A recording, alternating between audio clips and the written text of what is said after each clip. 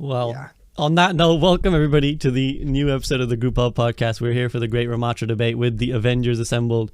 So let me quickly introduce my guests who need no introduction.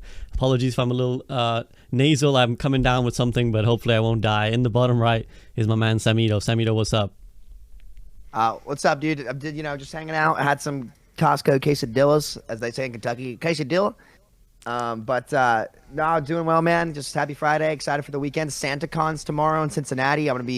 Everyone goes out in Santa onesies. So I'm going to be rocking mine. It's fun. I know it's going to be fun. And then we got the Browns at home this weekend. So I'm hoping to get out for that game, and it should be a good weekend. That'll be a good game. Yeah. Well, a fun December lineup, even if perhaps it won't be found in the game yet. And on that note, in the bottom left, my man Flats. Flats, what up? Oh, hello. Greetings. Greetings. Festive tidings to you. Thank you. Do you like my sock? I love it. Okay. I love how you illuminated the sock as well, like so nicely. It's just like, you know, the holy sock. It was totally intentional. It wasn't, I just didn't just hang it there and it looked like that. It looks great. I hope Santa fills it up nice and stuffed. And on that note, Santa of the Watch community in the top left is Freedo. Freedo, what's the gifts you got for us today? I don't know if I have any presents, unfortunately. It's got coal. Yeah. I think Santa gave us coal in our Overwatch 2 stocking this year a little bit. Damn. Well, let's get talking about it. It is Season 2. It's the first time we've touched base since Season 2 has begun, and I hope you guys have not been too miserable with it. I hope you guys have found some fun of it. We have a new hero, of course, Ramattra, but before we get right into the thick of it, I just want to get your general impressions. We heard a little bit of a tidbit of it, but general impressions so far of the few days we've had of Season 2. I'll start with Flats. I'm not gonna. I'll because I was not the person who brought the information. I will not spoil it. But obviously, it seems things have been a little bit different on the contender side, pro meta side, than the actual just playing the game side. I think the character feels fun. Like, he's super fun. He's fluid. He feels nice. He feels fun to play. Just very underwhelming. And I feel like we've got the Kiriko problem again, where it's marketed as you build up for your Nemesis form, then go crazy. And it's actually the opposite of how it's played. And that we're 2 for 2 now on this. And I can't help but sit there and think man, it's really hard to give the benefit of the doubt. It's of knowing what you're doing with characters and balance and the future of the game, when we're now 2 for 2 on releasing a new character, marketing it, and it's completely the fucking opposite of how you're supposed to play the character. So it's if you don't know how to play the character, how are you supposed to tell us on how to play the character? It doesn't. I've got a lot of problems there, but I will say I'm having a lot of fun playing quick play, because I refuse to touch ranked with how dog shit it feels. So I've been playing a lot of Ramattra and having fun. Is it the matchmaking, I'm guessing, or the patch? There's a lot. There's a lot. Well, you're gonna hear all about it. We got on the show. You're gonna hear all about it. It's not even one thing anymore. It's actually so bad that I don't think I actually want to have a PSA for my fellow creators at this point and say I think we need to be careful. Don't burn yourself out on comp this season. It's very dangerous waters, because this is bad. This is probably one of the worst comp seasons we've had since Double Shield. Originally, the first time, way back when it was Giga Orisa and Giga Sigma and Even that felt better, I'm not gonna lie. But Fredo, go ahead, you take over. I think you were about to say something. No, I have plenty to say. I'm interested to know what we want to focus on first, because I could talk about Ramattra, the patch in general, well, hero just design. your general at the moment, your Season 2 general thoughts in a couple seconds, and then we'll get into the thick of it. They need to listen to anyone, please, because that would be step one. Because I'm mad about all those things. On one hand, there's a lot of good. It's 30%, let's say 30% good, but then because they didn't listen to advice on so many things, they're just missing the mark on so many others. So one example that I hope we bring up at some point, Sojourn. We waited so long for this nerf, and then it's they just reworked her power, and now she's the same thing, possibly better with a Mercy. So maybe we'll get into that a little bit. It's she was oppressive before and good with Mercy, but now with a Mercy, because of the other buffs, I think with that combo, she may even be at a bigger peak than she would have been in the previous version, if that makes sense. And then there's I love Flats's point about the design of the unintuitive consequences of what they're doing.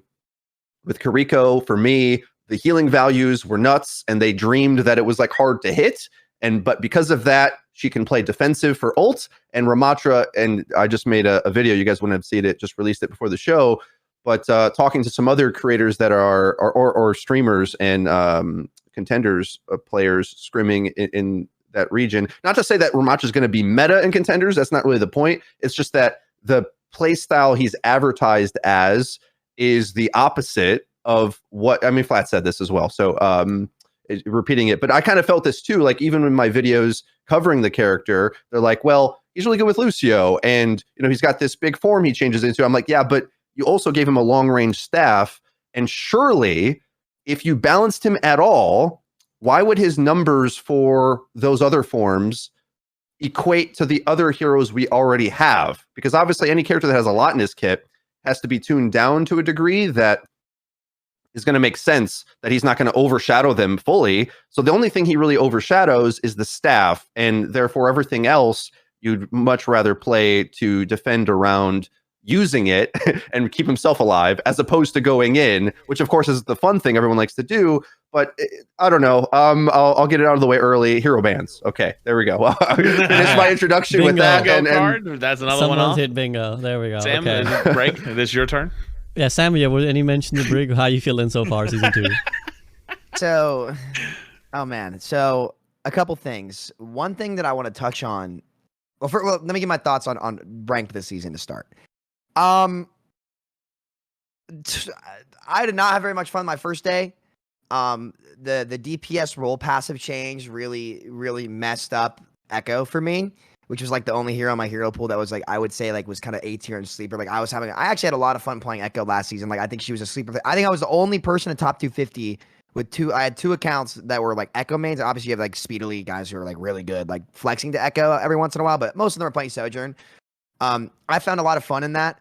But with the DPS passive being changed now again, which we probably should touch on later at some point, to now really only benefiting like hit scans and Tracer, who got buffed before. Like if you look at like the gap between, I don't think there's been this big of a gap between the best DPS and the worst DPS in a like really long time. And I think the same could be said for the support role. So I kind of wish that I think that a lot of people were complaining about the patch. My big issue with the patch and how it affects ranked is that it wasn't what was necessarily in the patch. It's what wasn't in the patch for a lot of the people who play heroes that are really struggling right now. Because the gap is just very large. And I think they'll get to it, and I hope they get to it by season 3. But in terms of ranked, man, it's just been weird. And it's really bad when you're queuing tank. Like today was the first time I queued tank, and dude, I was waiting 13, 14 minutes a game for like matches that maybe last like 7 minutes. Half of them were steamrolls one way or the other. And like I really wanted to play New Doom, which was fun, but I can't really give my accurate opinion on how Doom would be in ranked, because it's only like if you get an Ana player, like you lose because they go Tracer and they go Sojourn and they dive you. And it's just like I found it to be very rock, paper, scissory and unintuitive. So I don't know. I'm not trying to sit here and say this is abysmal, this is the worst thing I've ever seen. Like I definitely need to get some more hours into it because I want to get rank 1 combined again this season. But dude, like, oh my god, it's not gonna be very much fun, I don't think. But you know, in terms of hero design, and I think you guys really touched on something, and to add to that, this is not a recent thing where the heroes were marketed as one thing, and you know the gameplay and as to why they were broken or bad ended up being a polar opposite. I can think of one that I had to scrim a lot of hours on that I'm not trying to fill a bingo book up here, right? But you know, I think a prime example is if you look at Brig and like how she was designed, you're supposed to sit back and spam flail, not running in melee. If you look at the Storm Rising trailer, you had Genji flying in at these cars, slashing cars in half. Everyone's like, oh, dude, I want to go play Genji. Prime goats, right? You know, I think that there definitely has been a miscommunication in terms of, I don't even want to say miscommunication, because I think they designed something with the idea it's going to do one thing, but when you actually put it into the practice of the game, it's been a pretty consistent theme that it actually does something different. And one thing I'd like to give Blizzard credit for is, I'm sure as you saw in a lot of footage out there, they had like an owl testing session. I think that it would be more of Blizzard's benefit to have pro players scrim pro players on these patches and test them. And the problem is they leak, right? Like you can't get these out guys to, or especially the contenders guys to not leak. But this is all the more reason for like a player council or something like that, where you just like treat them as test dummies, and they would love to do it too. And I think that would really help Blizzard get the consistent feedback, and most importantly, accurate feedback, because we love our colleagues, we love them to death, but let's not beat around the bush about how a lot of these testing sessions go. It's not good. It's not informative. Like it's not real substance that you can give accurate information to Blizzard on. And in that sense, if they don't listen to what we say, which I'm not saying that they do or don't listen with that comment, by the way, I can't entirely blame them, because it's on us to try to get them accurate information. And the way that the setting is set up, there's no way to really do that. Right. So, I really want to give them credit for like starting to open up that door and realizing, hey, like I personally think that while obviously it's important for creators to advertise like the product and stuff, I think that real testing sessions that would give great, like accurate feedback to the dev team would be very beneficial to them. Then on to Ramattra. Yeah, he's kind of more like, I still give him a B+. I think he's just a better version of Orisa, to be honest with you. And that like they have similar roles and like play styles, and like you don't really want to shoot him because he's gonna go Nemesis and block and then just back out if he's good, right? It's more about like trying to punish his team behind him, and that's the same thing as about Orisa. You guys hear it in low ranks all the time, where people are like, "Oh, well, we can't kill the Orisa. How do you kill Orisa?" And the answer is you don't do the Orisa. You go for the supports first. So I don't know. I think he's cool. Like overall, as like in terms of fun and effectiveness, like overall, like I'd give him a B. Like definitely not a failing grade in my opinion, but he has his fun moments for sure. But he's not like the most fun hero I've ever played or like seen at it. But I think they did a pretty good job with him. I think they really should work on like one suggestion that I had so that he could actually be in Nemesis form is like, don't let him perma block. Like give him some kind of movement penalty reduction if he blocks a certain amount of damage, similar to power block, and that would also raise the skill ceiling, make him feel more intuitive and playmakey. And that's what makes Overwatch such a fun game, in my opinion. Yeah, a lot of points to touch on there. I think a lot of good points as well. I think let's focus first on the Ramattra issue. And obviously we've all got our opinions. I'm sure it's only what, day 4 now, so none of our opinions could really be said to be concrete. Can only go off the amount of hours we've played. But I want to take it to Freedo first, because Freedo, you have an interesting perspective. You said you already made a video. I hope you guys go check that video out. But you want to tell us what you've been finding first on your end from your research, I guess, talking to people who are scrimming Ramattra, and what their opinion has been first and foremost. I can't remember what I said earlier, but like one is the devs outwardly said this character's good with Lucio, and that's the opposite of the truth, because as Sam's saying, you kind of want to, you're not going to go in, basically. You're going to get on a corner, you hold it, you shoot, and when things are coming at you, that's when you place your abilities. Whereas whenever I see submitted gameplay, which is in my video, or I watch others play Ramattra when I'm against them, they're spamming the abilities similar to they do with Orisa, or they think they're Rhine and they just put the shield in front and they can move it. Well, you don't. I think offhand, is the shield on a 15-second cooldown? Okay, that's an eternity, right? But he's got 8 seconds and then potentially like a whole nother infinite amount of block with his ultimate if you use that right. So in theory, when you cycle those things, he can't die, and he has the longest range poke of any tank. That's what he really is. He isn't run in, because, and again, I feel like if Blizzard just asked an opinion of anybody with this, when I saw him doing this punch through shields and hitting targets, I'm counting 1 punch, 2 punch, 3 punch. This is a long time. That's a long time to kill. Okay. Like Winston getting on your team, cleaving in, is better than that. And that's low damage, right? And so the punch is not good damage. It's just like accurate and cleaves and goes through shield. So it's got benefits, don't get me wrong. But like people play as if that's a Rhine hammer and you're going to spin in a circle and cleave everybody, or Junker Queen or something. Not the case. It's just like a misreading of the stats. And it should have been obvious in the first trailer, I thought. So anyway, that all seemed very clear to me. Now, the question was, would the game just be too fast and, Doomfist diving your backline? Like, it feels like if you play him too loose, then Doom is going to roll you, or any dive in general. But because he wants to camp anyway, I'm kind of curious what that's going to have as a ripple effect, because I think like so many players are playing him so wrong that it's impossible to get any good data on it at the moment.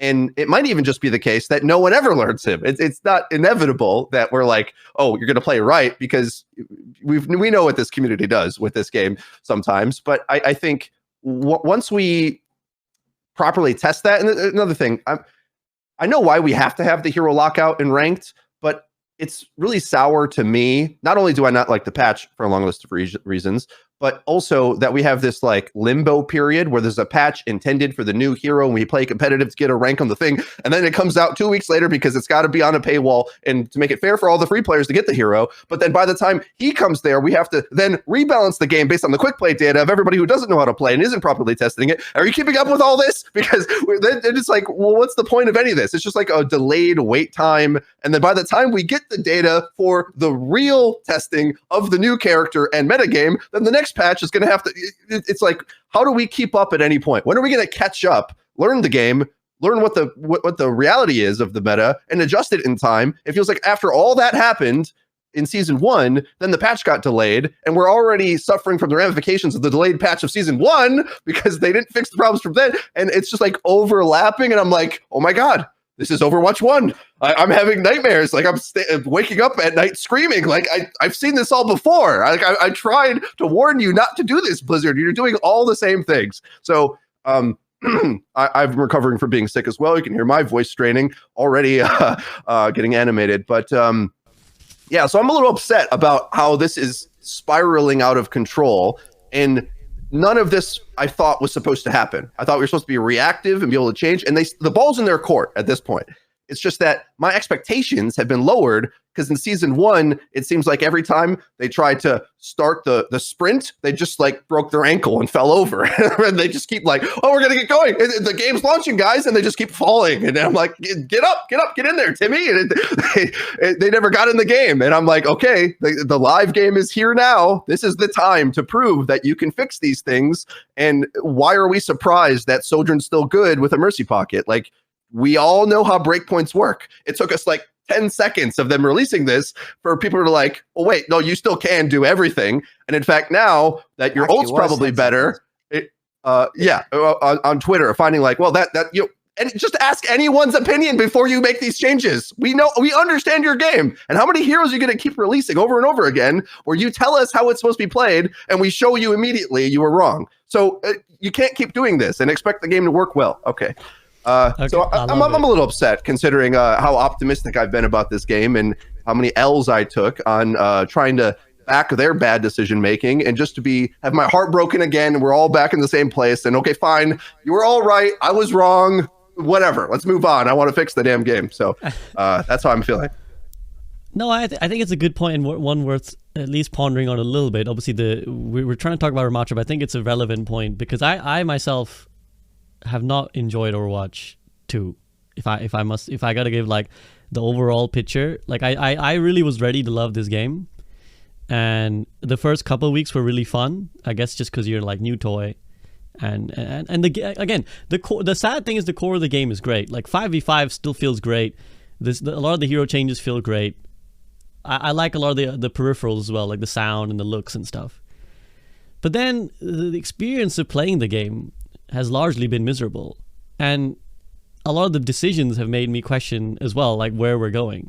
Because I went like, again, I've had like a real roller coaster. Maybe someone who's like listening to my tweets or my stream or something or my YouTube content will be like, man, SCB, you just keep changing your mind, like you're a clown, like what do you? But like, 2 months ago I was about to quit for external reasons. Then when we went to the Creator Summit and they showed us a bunch of stuff, and I was like, wow, this looks great. This is going to be great. This is going to be awesome. And I'm like, yeah, I've super bought into the Overwatch 2 train. I super believe it's going to be awesome. And then we get to Overwatch 2 and now I'm like, what are you doing? Like, what are some of these decisions we're making? Like, what is these what are the balance decisions? So many bugs that obviously you gotta keep in mind that it's early access, right? That is the thing that isn't talked about perhaps enough in their own communication. This is PvP early access. We wanted to get the game out as early as possible to the players. We didn't want you guys to be tortured, in Overwatch 1 land. We just wanted you to be able to play. And so the devs would probably say, well, we rushed it out. We know we rushed it out. We told you we rushed it out, but we did it for you. I did this for you, Stella. Why don't you love me? But like, you get to it and there's only so many times you can tolerate. Oh, it's a bug. Okay. Oh, Farah's still got an alt charge bug. Okay. Oh, Tracer's got this fallout bug now. Okay. Oh, there was a change with the Junkrat trap, but we didn't put it in the patch notes and now we realize, or, like so many little sneak bugs. It's like compounding issues that on top of the game just fundamentally feeling not so fun, especially when Roadhog is strong. I've not the happiness I thought I would be with Overwatch 2, and I want to take it to Flats. Just you can vibe, Flats, whatever you want to vibe with most here, whether that's Ramattra or whether that's the topic that Freedo's brought up about just kind of almost being sold alive. Really fast. Sam, do you want to say anything? Because I genuinely want to talk for like 5 minutes real quick, if that's okay. All I'll say is I liked season 1 a lot. I just had fun because I just had a character in each role that I enjoyed that I could play. Like I could play Doom, I could play Echo, I could play Reaper, I could play Kiriko, I could play Lucio, and I just personally enjoyed those heroes. And for me, like that's kind of why like I enjoyed season 1 a lot. I agree with a lot of these things. Like I think the patches should have come out faster, and I know it's early access and stuff like that, but it just I'm not really sure what to think yet. I'm also not really sure what to think yet on 5v5. I kind of said this when it first came out, that I think it's going to take 2 or 3, maybe 4 seasons to figure out primarily the rock, paper, scissors of tank, which we're starting to see. And it might be Freedo's time to shine with some hero bans. I can't lie. I think that could be interesting, but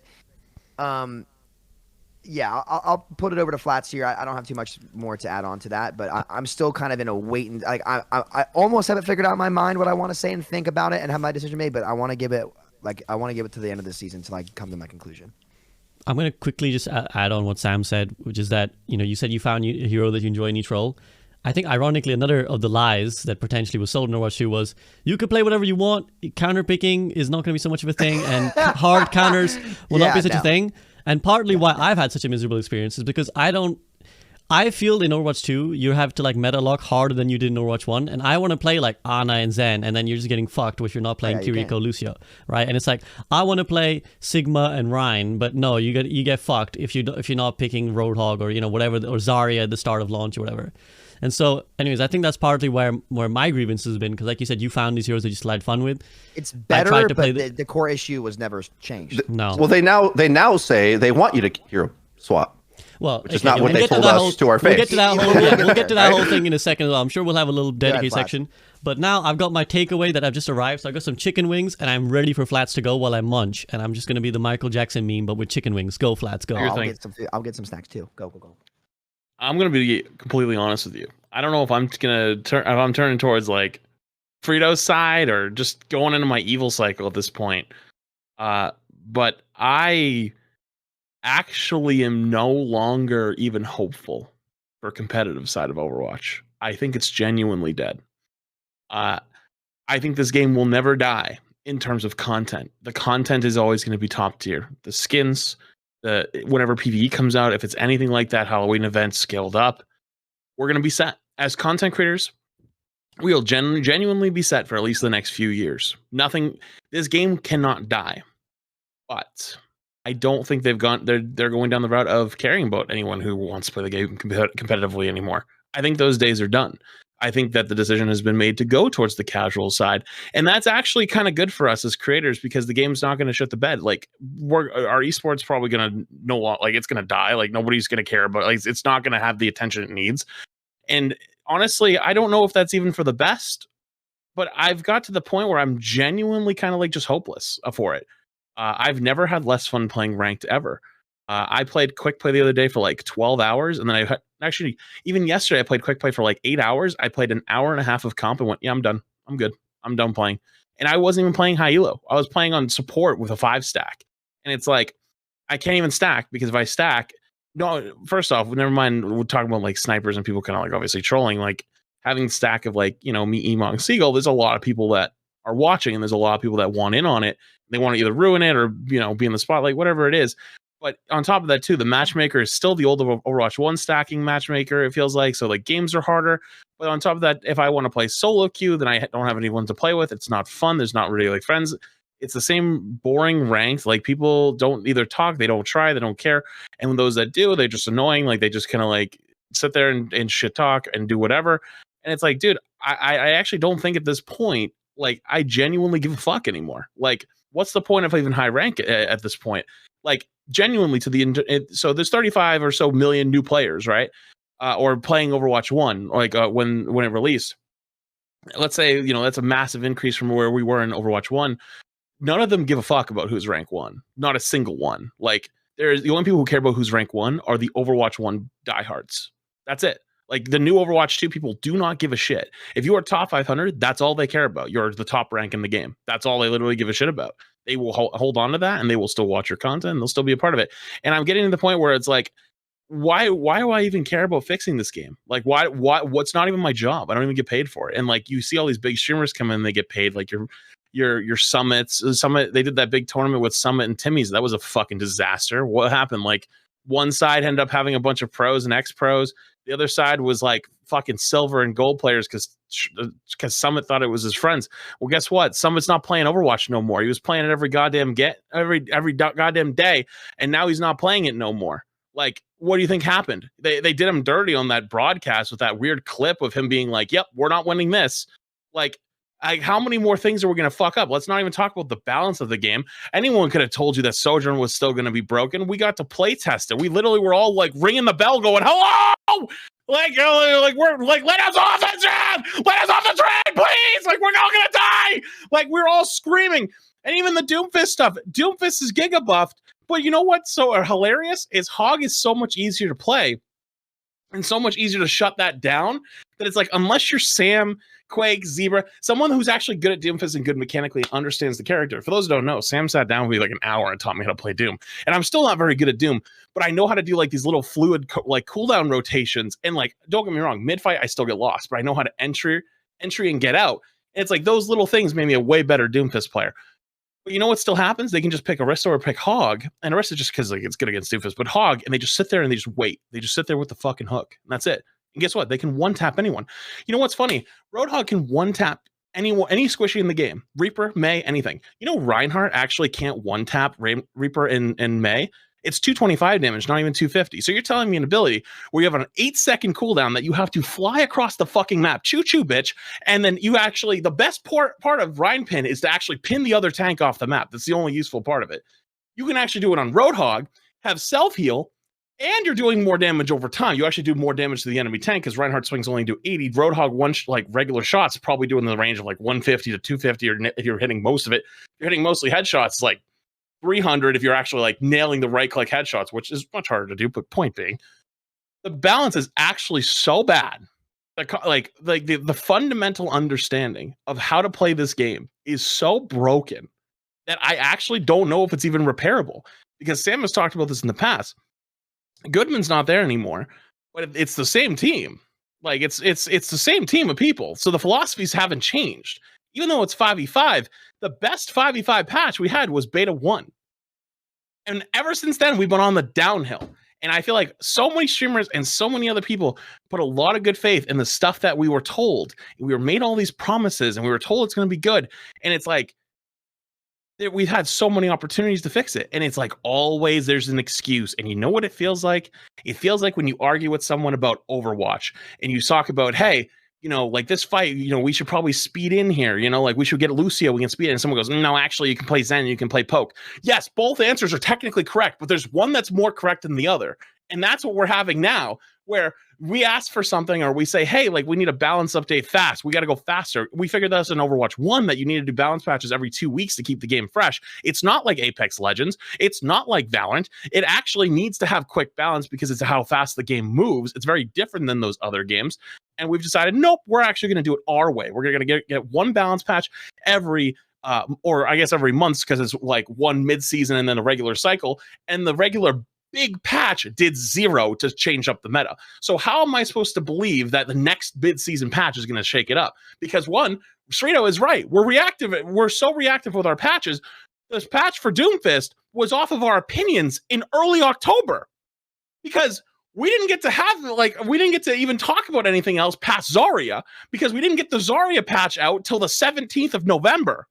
So we go into Overwatch 2, the new character comes out, I actually think it should go into ranked right away. I know it's not good for the free-to-play player, but I don't give a fuck no more. It should go straight into ranked immediately, because you know what's going to happen? We're going to make balance patches now, or balance patch notes now off of the data, which, by the way, Mercy has a high win rate and higher elo totally unrelated to Sojourn or anything like that. We're going to make a balance patch now. So then when Ramattra comes in 2 weeks from now, then the balance patch is actually going to be for the before Ramattra. Then that's going to come out. It's not going to change shit. And then Ramattra is going to come out, and like, let's say Ramatra's strong, which we don't know. And then that is going to be for the next season's patch. But the next season's patch actually it hasn't adjusted for what Ramattra ended up changing the meta over those 2 weeks. I'm so fucking sick of it. My good faith has gone out the window at this point. I'm pissed. I actually don't want to play comp anymore. I'm only playing quick play legitimately because it's the only thing I can have fun with. And I am really nervous for all my other creators that they're like rage tweeting now at how bad the game feels. And I feel like nothing is happening and Blizzard's gone silent again. And we were promised communication and it's not happening. And I'm getting real sick of it. My response will just be yes. I think we're all on the same page there. Can we just appreciate the maniac Flats has evolved into in Overwatch 2? Well done, bro. Like I don't know we talk about this behind the scenes, but like you're killing it. You're killing it in this segment. And like everything I was talking about Blizzard, not sprinting when they need to. Like Flats just came in here with Overwatch 2 and just like dominated the whole game, and it feels great to see you evolve into that. And of course, parroting my opinion. So I'm passing the torch, man, because I'm too old to rally. I just get to chill here and sit back. I'm like, yeah, man, I feel like I've been saying this for years, and you got all the energy to run through and continue the good fight. But it's nice to hear that you're a quick play Andy now as well, because it took me a few years in Overwatch 1 to be like, rank kind of fucking sucks. So let me you can make content out of quick play too. But yes, hard agree considering I raised a lot of those points anyways. So yeah, and there's matchmaking and people can't tell the difference. The matchmaking in ranked is worse. Honestly, it's worse. Yes, I actually agree. Yeah, it is. There's a smaller player pool. That's why. I mean, I've said this about quick play for a long time, but also people need to play meta stuff in ranked because you don't want to lose. Whereas in quick play, you can't lose. So you get to see a lot of other things where it's like, maybe I'll throw for a game, trying out a new strat, but you can't really afford to do that in ranked. So therefore you default to whatever is the most reliable. And when the balance state isn't good, then that's terrible. And then, as we said, it's impossible for them to catch up in the data collection strategy they have now. So they have to do proactive anything to even catch up on the last multiple mistakes. Like it keeps cascading down, and I don't know how they'll ever get ahead of it until they make proactive changes at some point. Because yeah, we've said it in a few different ways here, but I'm upset because in beta it was like, oh, something's wrong. Here's a kick for Zed. Here's the thing. We'll change this and we'll do that. And I'm like, oh, okay, great. This is Overwatch 2. No, that was the beta. Now this is Overwatch 2, where it's like, well, we have to wait for everything and it's delayed. And I'm like, hold on a second. None of these things. None of these things are what you told me. You said you won't have to hero swap because nobody likes to do it anyway. I was like, oh, okay, that sounds reasonable. Now we want you to hero swap. What do you mean? Do you know what that means? Haven't we told you? Haven't we spent years explaining why the hero swap mechanic didn't work? And you used that to tell us it's okay to paywall heroes. And I'm like, oh, yeah, that's kind of right. We'll just balance the game. And no. You went back on all that. You want to have your cake and eat it too. You can't do that with this game. It's such a profound, obvious missing the point that I don't know how anybody is saying any of these things. Like, how do you possibly say both things out of your same mouth? And it's the same people sometimes saying these things. And I'm like, did you not hear what you just said before? like minutes ago or a month ago or at release? And the thing is, let me try to reel myself back in for a moment, because I want to say a few positive things. Like the design of Kiriko and Ramattra is fun. So as Flat says, like as a casual game, this game is fun.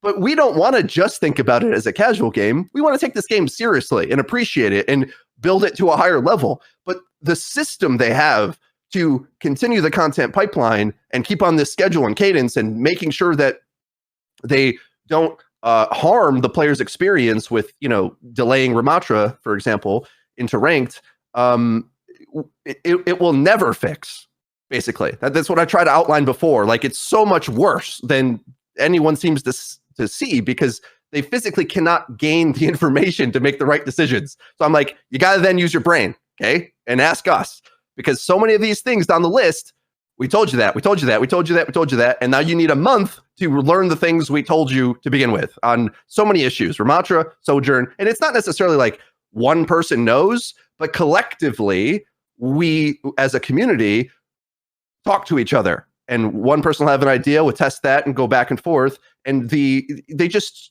totally underestimate the huge base of analyst knowledge that we have about this game. And it's too far down the line. Like in Overwatch 1, maybe I would agree a little bit more that the game was newer and less things were known. And even if you look through the years, like the high-level community of every subsequent year would beat badly if they went back in time and played the previous year, okay? Like the knowledge of the game kept getting bigger. But now we've reached this critical mass where people have played this game for 6 years and we understand it so well that like lots and lots of people have really strong opinions that are good and valid and can help you with this. And you don't listen and you just want to do your thing anyway. And it's not working, okay? That's just the point. It's not working and you're not going to turn the ship around this way. So anyway, I fear I'm repeating points too much, but yeah. No, I think it's a valuable point. I think the point you especially brought up about the beta, I think is another one that I want to chime in on, which is that, and something Flats mentioned earlier is something I've been feeling, which is that it's not the game for us in this podcast in the call, nor is it for anyone likely listening. Because again, you listening to this call right now, you're probably far more invested in this game than the actual average consumer of Overwatch 2. Whereas in the beta, it was just us, right? It was just us. It was all the hardcores who wanted in. So it felt like we were getting a patch almost like every 5 days or something. It wasn't even like a week, 2 weeks. It was like 5 days, and they were like, oh, let's tweak this. Like you said, let's give Zen a snap kick. Let's give Bap a burst heal. Oh, you guys don't like this about supports? Let's do this, do that. Because that was when they were pleasing us. And we took that to think, this is a preview of Overwatch 2. That's what we thought the beta was. This is Overwatch 2. What is it going to be? And then obviously Overwatch 2 launches, and now all the decisions are backwards, right? Now it's like, okay, you guys, thanks for your job. Thanks for testing for us. We'll take it from here now. And now we get to the place where it's like, again, these mid-season patches where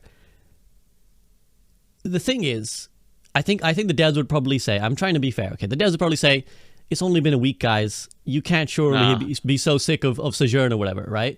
But the thing is, we play like 5, 6, 7, 8 hours a day of this game, right? So we see like the stuff that the normal player will take a month to find, we will find like in 2 days, right? Because we're just playing all the yeah, go Flats, go.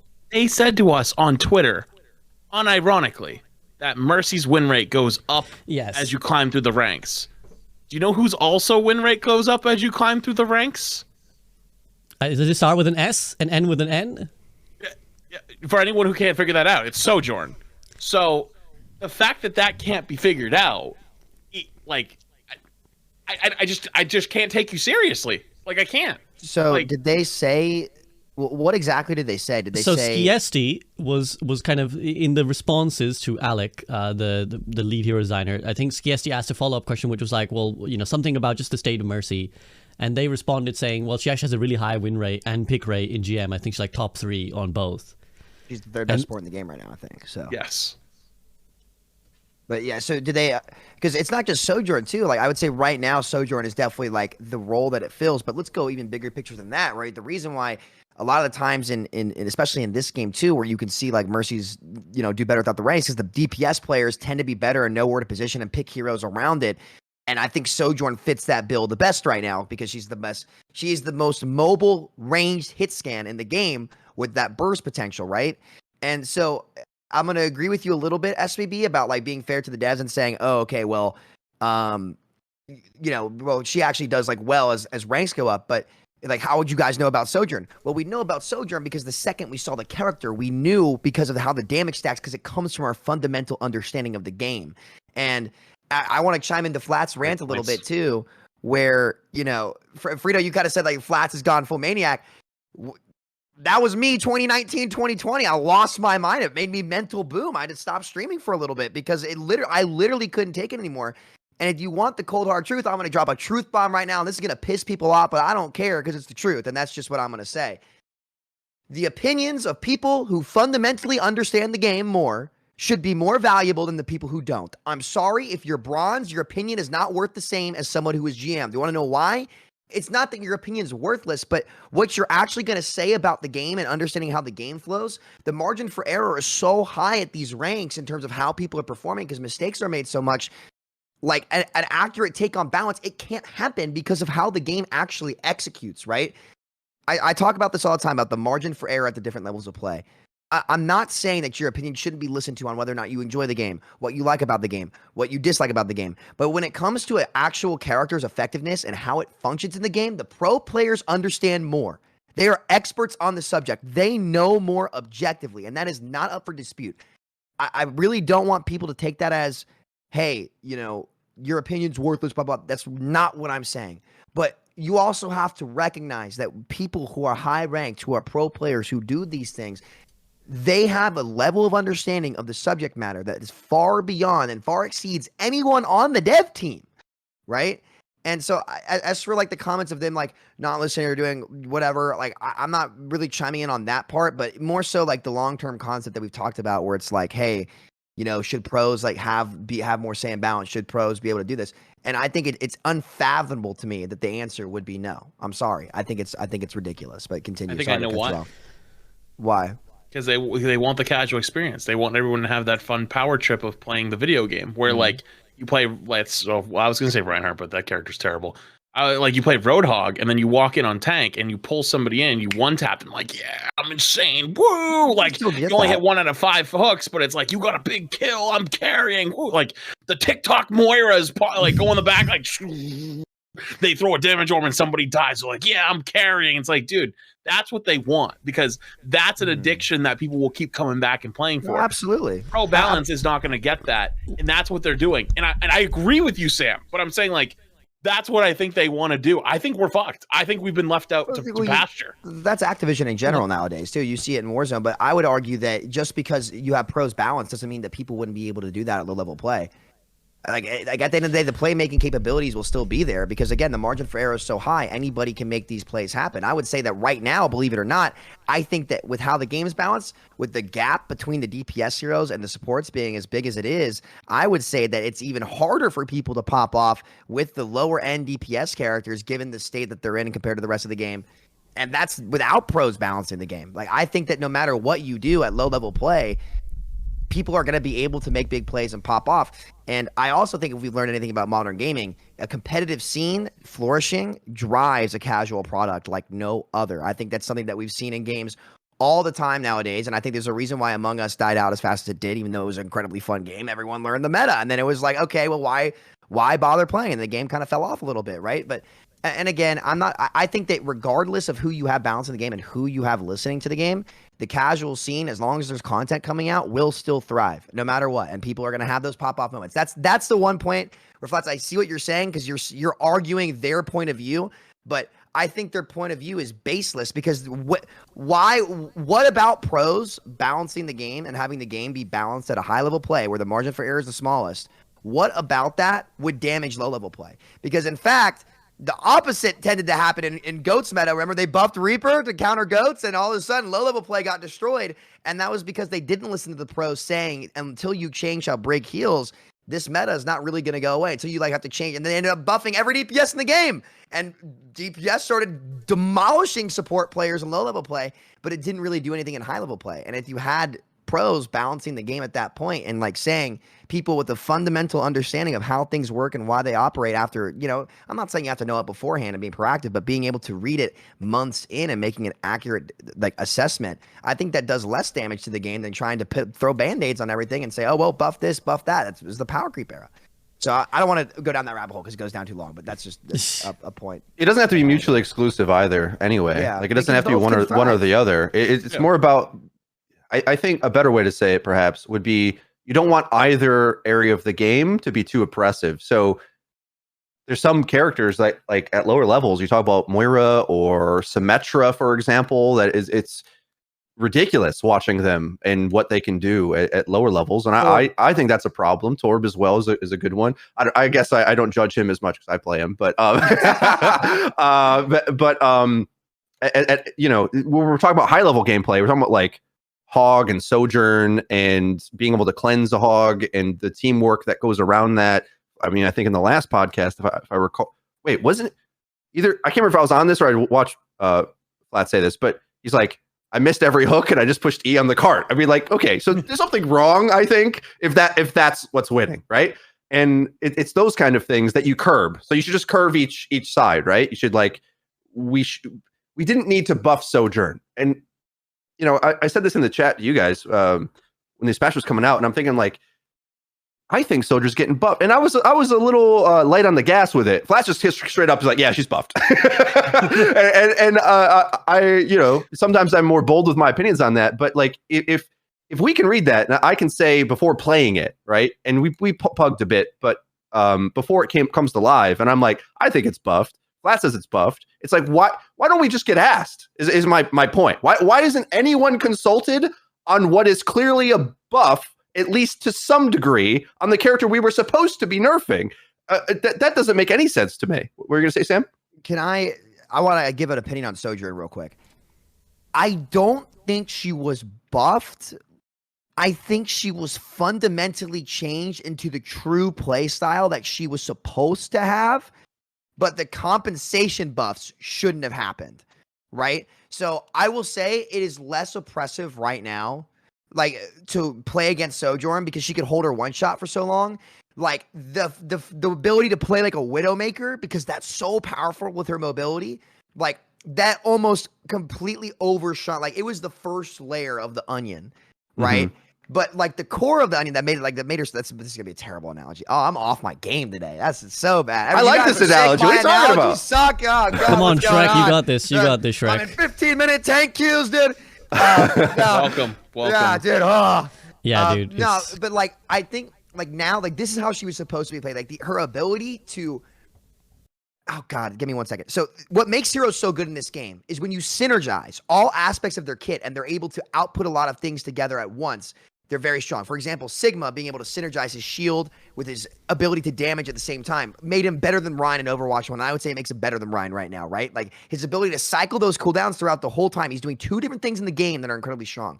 Sojourn is both Soldier and Widow combined, right? Even if you take away the one shot, the fact that she's ramping a secondary damage source up permanently as she's outputting damage is inherently incredibly strong on top of her mobility, right? So even if you like, because she was able to build the one shot so fast, it almost slowed her down a little bit because you had to be very careful, right? Okay, I need to pick and choose where to put this headshot because I can instantly win the fight. But now that option's no longer there, she's all gas, no break, right? And so you're finally starting to see the true essence of Sojourn. And what I think is a well-designed hero, actually, I think she's very cool, right? But you have to tune it properly. So the fact that she got compensatory buffs means that we really just didn't fundamentally understand what made her so good. Like her ability to output raw damage, like because she's all gas now, is almost higher. And that's what we're feeling. I'd be careful saying it's a buff. Because it's hard to tell. Stronger than what it was before. If the answer is yes, then I think it's a buff. Because I think it is. Like not by itself though. Not by itself. It's with the mercy that it puts it over the edge. Yes, you're right. But we learned this in Overwatch 1 with Ashe. Remember when Ashe with Mercy Pocket was a one-tap headshot? Yeah. We learned this in the past. We're back there again. So we thought Ashe was OP back then because of the damage boost in the Mercy Pocket. So that people talked about it was like, is Ashe OP or is Mercy OP? We had that conversation 2 or 3 years ago.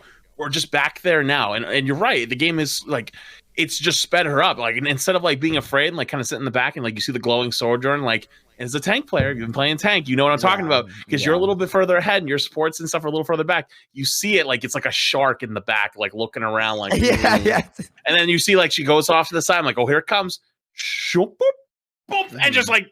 Someone gone, like someone. It's like, all right, see you later. So it's like it's less oppressive, but it's still very strong, right? Like it's like, oh, I got one shot. Like, 'cause there's nothing more irritating than one shot. Like I consider this feeling of being one shot.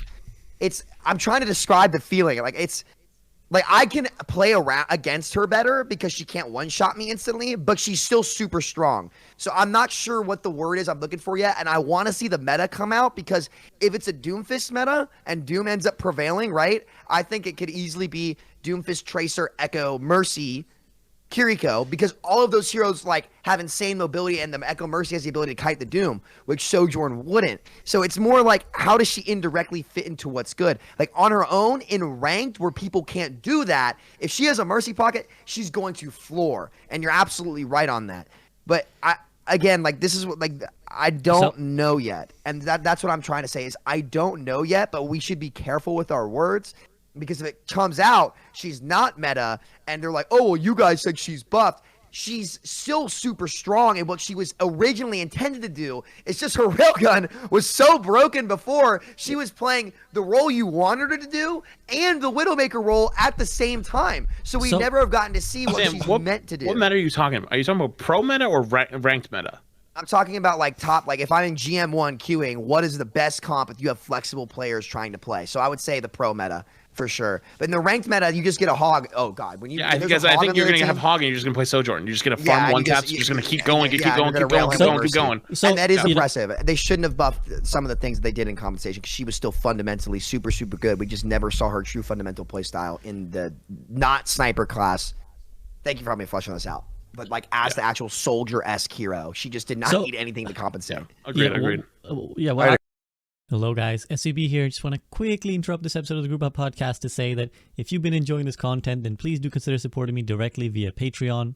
It really does help, since Patreon only takes about 10% of your money, where YouTube and Twitch take 40 and 50% respectively. So it supports me and allows me to keep making videos no matter how many views they do or don't get. Also, if you are really enjoying this discussion, then why not consider watching some of my other content? First and foremost, my Twitch stream where this podcast is hosted live, and I stream 5 days a week doing a bunch of other things as well. If you're not much of a Twitch viewer, then you can check out the SVB side channel, where all the best bits from the stream go straight to YouTube in highlight format, including VOD reviews, gameplay, and streamer formats such as the Fantasy Overwatch or Rank Gauntlet that you may have seen other streamers participate in. And finally, if you're sick of Overwatch, then you could check out my other channel, The Soak, which is where I do movie and TV breakdowns. And I've done videos on things like Avatar The Last Airbender, Pixar's Up, and anime like Haikyuu. So if any of that sounds up your street, then all the links are in the description.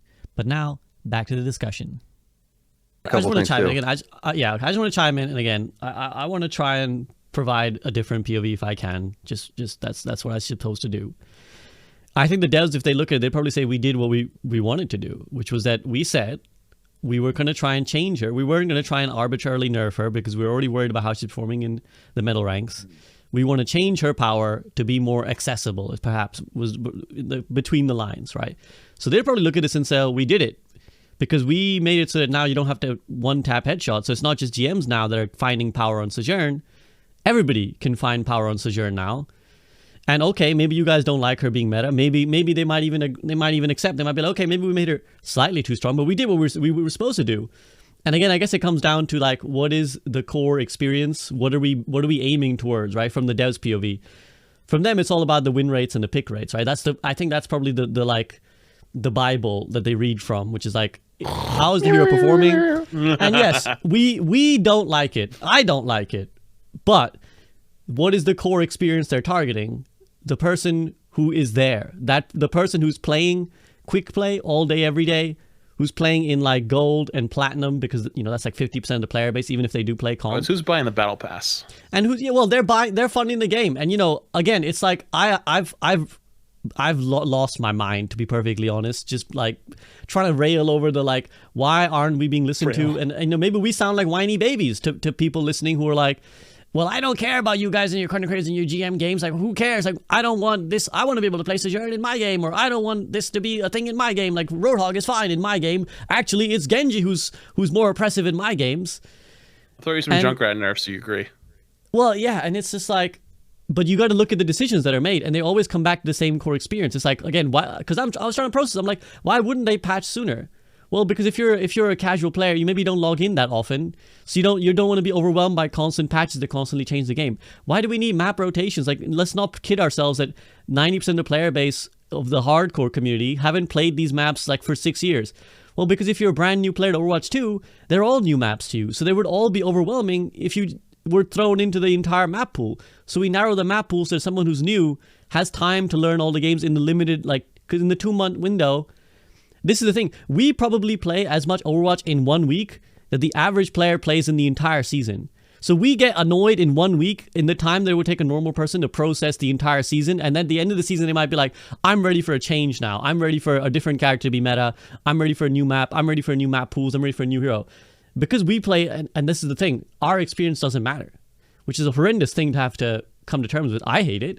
And I'm strongly considering not playing too much Overwatch anymore. I don't even know exactly what extent that is, but I'm strongly reconsidering my involvement in the Overwatch community. But that's because it's not a game for me. It's not a game for me. And for the normal person, they get that fresh experience every 2 months. We get it every 1 week and we get sick of it. And we're like, how are you guys not seeing this? How don't you see this? Because we fucking play it all day, every day. I don't know where I'm going with that. You can have best of both worlds. I think you genuinely can, but we're not. I think you can, but like their priority is the other way, right? And maybe that's the difference of execution, right? It's like if they were going to lean anyway, they'd probably lean towards the casual side, and they don't mind. They're going to aim for perfection too. They want to satisfy both sides, but we would say they've missed. What does that mean though? Like if I like this is where I always get lost in that conversation. It's like, well, we got to cater to the casuals, and a lot of different people say this, right? But what does it actually mean in substance? Like, define what they would say. Like, because listen, you got to ring the register, especially as a free-to-play game. This is why I've seen a lot of people complaining about the shop bundles and stuff, and I've actually leaned more towards Blizzard's side on this because this is what you have to do to compete in the industry, right? I'm not saying it's too overpriced or underpriced, but these bundles, unlike previous skins, were created with the sole purpose of being sold as a bundle. They weren't, hey, this season has a new legendary skin for the people who've already bought the game. Here you go. No, we're free to play now. We need to ring the register, which I love, as long as you put that money back into your product and into your employees, into your company. I love that, right? That's peak capitalism when you're actually taking care of your people. Reward the artists more who are making the Poseidon Ramattra skin. That thing is sick. Like, you know what I'm saying? You know, like the skins have been fantastic. I do want to shout out the artists real quick. The art in Overwatch 2 has been out of this world. Shambali is the best map they've put in the game since like maybe OG Eichenwald, like, or Rialto, or maybe not Rialto is one of the best maps. Like, I think Shambali is like literally the best. It might be the best map they've ever put in the game.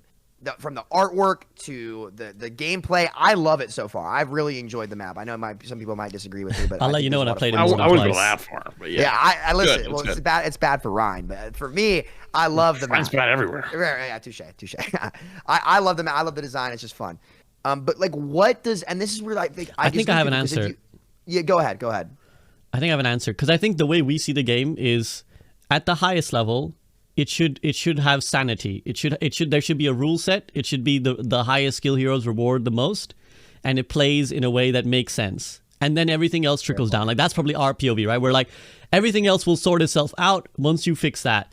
I don't think that's the way they see it. Again, I don't know. Maybe they're listening and they're like, you're a clown, so you stop speaking for us. You're talking shit. That's not how we see it. But the way I think their emphasis of like lean towards the casual be, first and foremost, someone who's playing in gold and plat, can they pick whatever they want and pop off? And then fall wherever else may be. I think that's the middle point of like where it should have sanity is lower down. It's like it's for the quick play warrior who maybe if they ever go into rank. Johnny can't play ball right now, so he has the game uninstalled because he's mad at Kiriko vulnerability. Well, of course, there's going to be in any model there's going to be left behinds, right? And Ball would be one of those heroes who's mechanically very difficult, right? Like because he requires so much input. But like again, for someone who locks in, they lock Roadhog and they're like, like flats it. I land 1 in 5 hooks, but they get to feel like they're a fucking god. Whether when you can land 4 out of 5 hooks. What that does at GM, it doesn't matter, because for the average fundamental player, their experience makes sense, which is that they get to log in once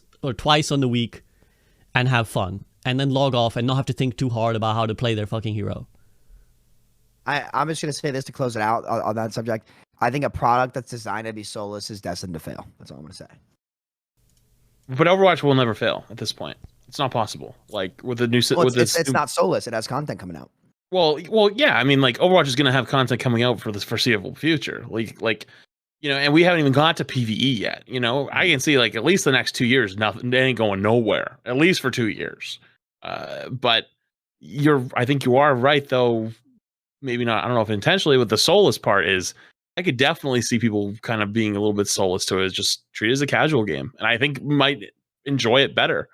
And it sucks because we don't want to, but we might be forced to. And I think that's like a really bad scenario. But at some point, we have to also protect ourselves, because I feel like we've given a lot to this community. We've given a lot to legitimately to the team themselves. Like there are a lot of people that give actual feedback to the dev team. And like when they were talking about Mercy, all the Mercy players hopped on Twitter and they talked about like Evie's like 9.5 page thesis on Mercy, and like talking about like why a Valk buff. So basically, like if you're healing somebody, right, you do 55 and like you pop Valk to go to 60, but they're really low, the beam disconnects for a second. It's like that disconnect will let them die.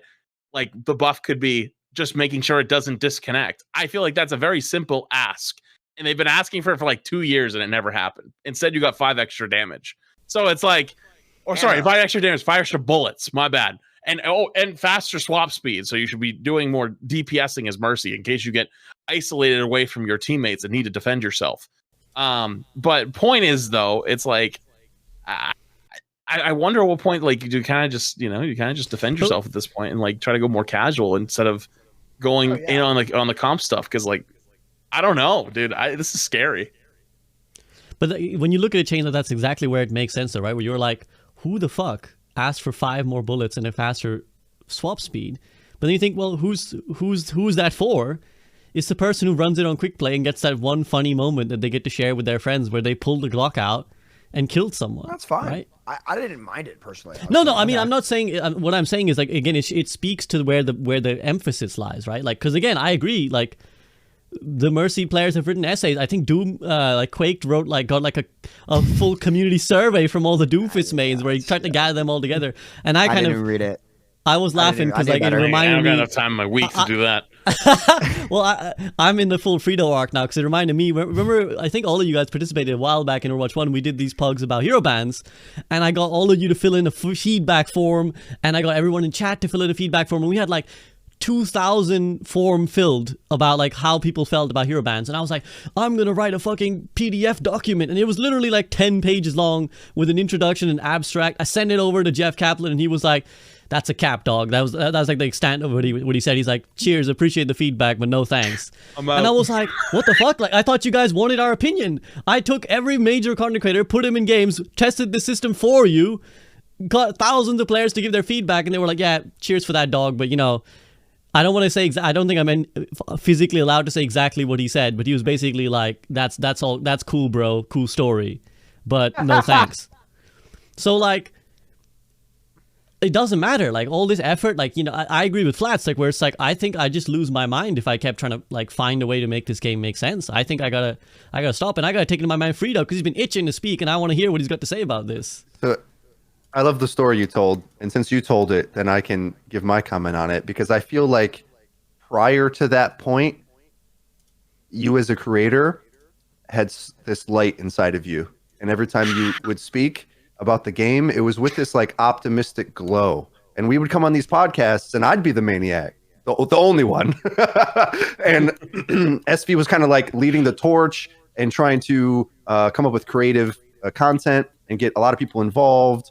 And after that moment, I just saw that kind of like fizzle into pessimism, which I had, for a while. I had that same process because it's tough as a creator to give your heart and soul into something to such a degree and to be discounted by the people in charge as if you didn't just logically put them in a corner, right? It's like, I make this point, this point, this point. This is my evidence. What's your response? And I mean, I don't want to try to like make this a competition, but when it comes to high-ranking devs saying heartbreaking things, I think I win.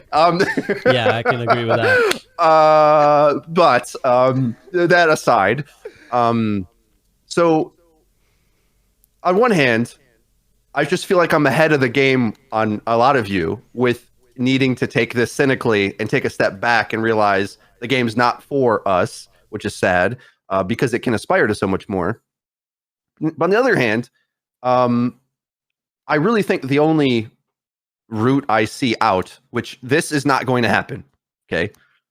maybe they won't consider something like this for like a year.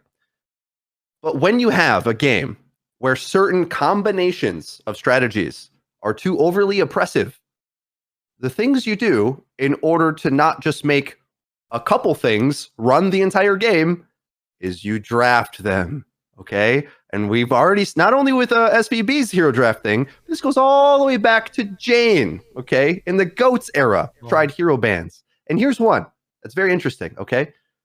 In that hero ban tournament, what would happen is teams that were good at GOATS wanted to pick it and banned towards it and would take out the counters to it.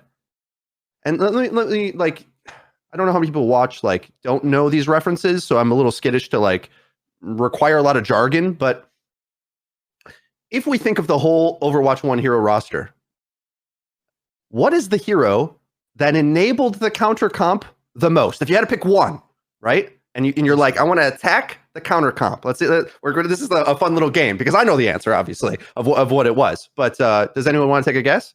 Was it Mercy? The one against GOATs? I'd say Mercy. Exactly. Yeah. Exactly. I was going to try and offer a different answer, but okay, we got the right one already. I remember, like, Pharah was a big part of it, but Pharah couldn't really work without the Mercy comp. And then there was Ball, but Ball was also a linchpin because the Pharah Mercy. So, like, the Mercy was just, like, the big one. And she was the only one who could survive in the multi-DPS comp. You could survive, but most importantly, your DPS ults came up before the support ults, so you could build the Bob. Most importantly, Bob was very good. You pocket your Ashe. I would pick Torb. We ran more triple DPS in Open Division than any team in the GOATS era, and we won Open Division doing it. Then we went into contenders, and I think our DPS map pick rate in GOATS meta, it was me at the start. It was me, A10, Awkward, Decod, the Viking, man, and Icy, and we played. I couldn't even play Hanzo on a lot of maps. Like, I would hard play Torb, and like it was almost a lot like Clockwork and Vendetta too, where like, you know, we had to play the Mercy because the Mercy, whoever the Mercy was on, got their ult first, and that won us the first fight, and it stopped the mass snowball of GOATs just rolling you with ults. That was the only way you could do it. Mm-hmm. Right. And another story Sam remembers, I get a tickle whenever you bring this up, but when I was GM on tank, or it was open queue, I think at the time actually, but when I was a higher ranked player, now GM on just support, but me and Sam had some games where because I understood the counter to GOATs and how to play the Orisa comp and the Orisa variant to counter it, we had a lot of fun games countering it like that, and people laughed at me at some of these opinions, and then the Dragons... even OWL players, and then the Dragons eventually showed how all these comps, Ball, Orisa, Mercy, did counter GOATs. Okay, so my point is, there are analysts out here, and we just said a lot of intelligent stuff, okay? a lot of really deep, but this does that does this, and this does this, and this is because of that, right? And we have all this information. Why ignore this in the balancing? Or one step further, if you are going to ignore it, then just let us have the fun with this, with the draft mode, is my point. Because we can have these conversations and the game can turn into this, what we want it to be, and have this competitive integrity if we're allowed to do the same thing that all these other games do. Because it's not like League of Legends isn't for casuals as well. Like, it's massively played. It's just that because there's a draft mode, then at every given rank, you can decide, well, Symmetra is a big deal for my gameplay experience, and I can ban that. Or, this is the Seagull argument. And I really wanted to let this argument die because it was so clear they didn't want to do this, but then they keep coming out to commit to contradictory design philosophy where they say, well, it's not about hero swapping. And then we had all these comps in beta. And now, oh, no, we want you to do that. Why? So that we buy the battle pass? Like, I really don't know at this point because you said no, then it felt like you built the game to do that.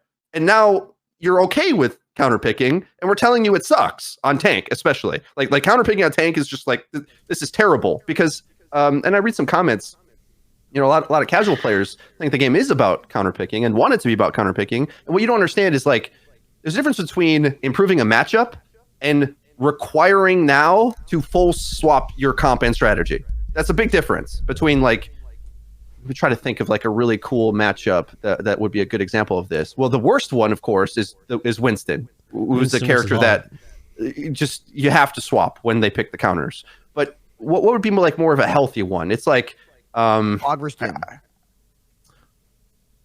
That's one you like. Maybe if Hog was nerfed a bit. But like in theory, all day. Maybe like Sig v Ryan, right? Like, you can make it work either way.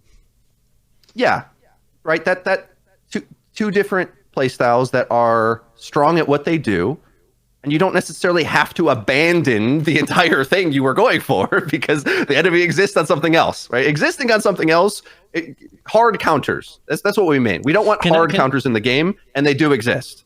And you told us they wouldn't, so fix it. Or let us draft, because we understand the game at a level where we can say, well, yeah, you made Sojourn maybe good for Plat. Great. Like, those changes were, as SV said, they are what you said you wanted to do.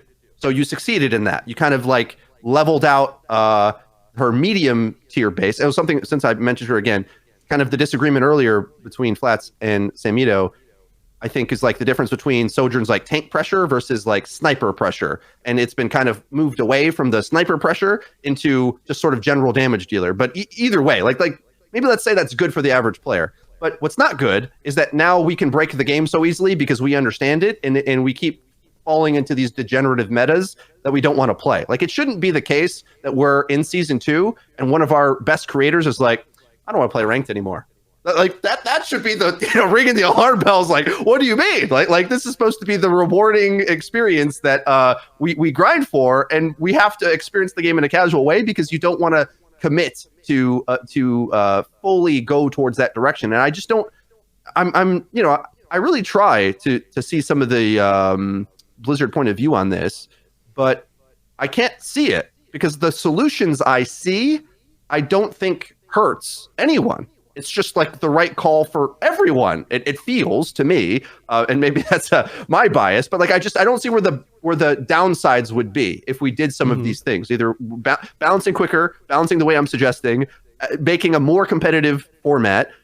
All of this would just help the game, because it isn't like in Plat you don't feel the hard counter problem.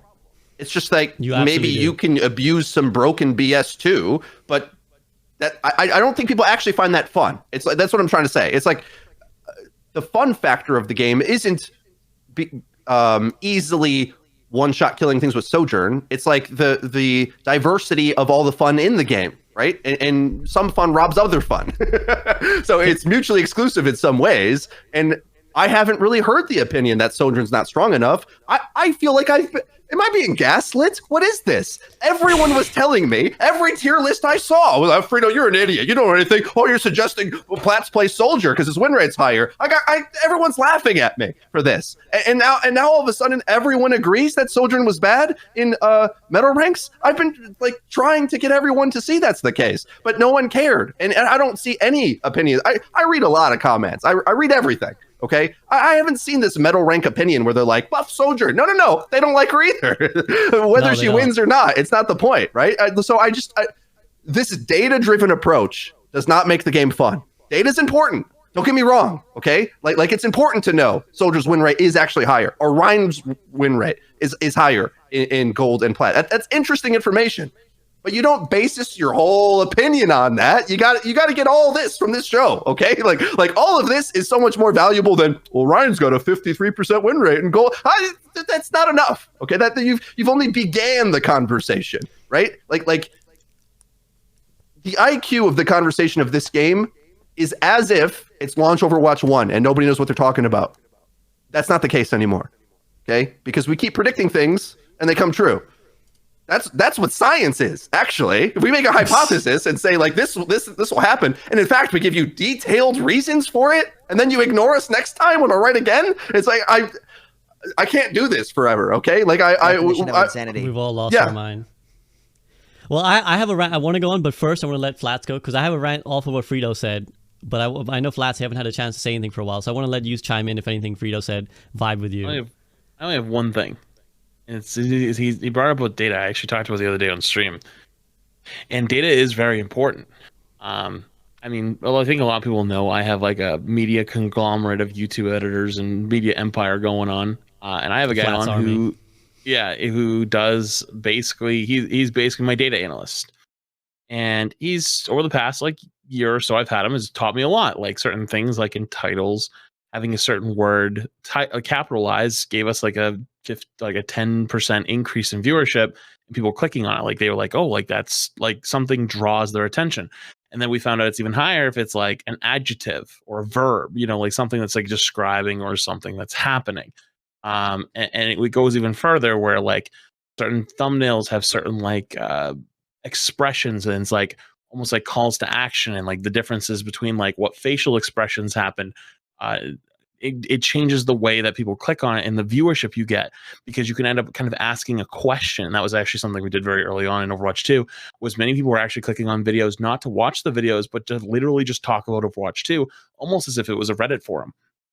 And we were able to use that in a lot of ways where, you know, I uploaded like a Junker Queen game and I played some Junker Queen. The whole comments is talking about like, I don't know, fucking Mercy or some shit. Like they're off bases. They're off in their own la la land. Like, you know, but hey, the video got like 400K views, so I don't give a fuck. But like the point is though, is if I followed everything that was data driven, and we actually fell into this problem in Overwatch 1 at one point where we were constantly chasing the data and like, okay, like these certain words seem to do better. These certain types of thumbnails start to do better. And then viewership starts coming down because it's not as interesting anymore. It's lost the art. It's lost the passion that makes content interesting. And I think esports is a good example of it in the last few years, where everyone wanted to get into esports and it got this big injection of money and everyone wants to play and everyone wants in on the pie. And it's like, then you have these really corporate, very fucking rigid esports and stuff. And it's like, you don't get the nice, like, you know, comms of the players. You don't get to hear the passion. Everything is like super corporate. Everything's super like smoothed over. And like, people aren't interested in that shit. It's boring. Like it loses like what used to be like even like 2012 esports of like, oh, it's like almost like a super LAN party for a bunch of money type of deal. And it's like, I learned that in content. I can't just follow the data all the time. And if I do that, I will fail and I won't do as well. And people don't enjoy the content as much. It feels like almost like some suits are running it. It doesn't feel like Watts is running it anymore. And I feel like balance is almost the same thing. And then how this game feels is data is very important. And you should absolutely be looking at the data and like certain things like how long does it take to kill and win a fight in gold? Like if a fight in gold takes 3.5 minutes to end because nobody dies because the healing's too high, but you buffed the healing because you needed it in high elo because like, you know, like people were dying too fast. So the healing was helping self-sustain. Like then at that point, then it's like, okay, the high elo is wrong. We need to change it for gold because it's just like a really bad experience for them. That's good things to do for data. But then there's also the feeling aspect of, okay, why is, you know, Mercy's win rate's really high and so is Sojourn's. You know, maybe Mercy and Sojourn need nerfs. It's like, no, actually Sojourn just needs a change. Mercy's actually fine.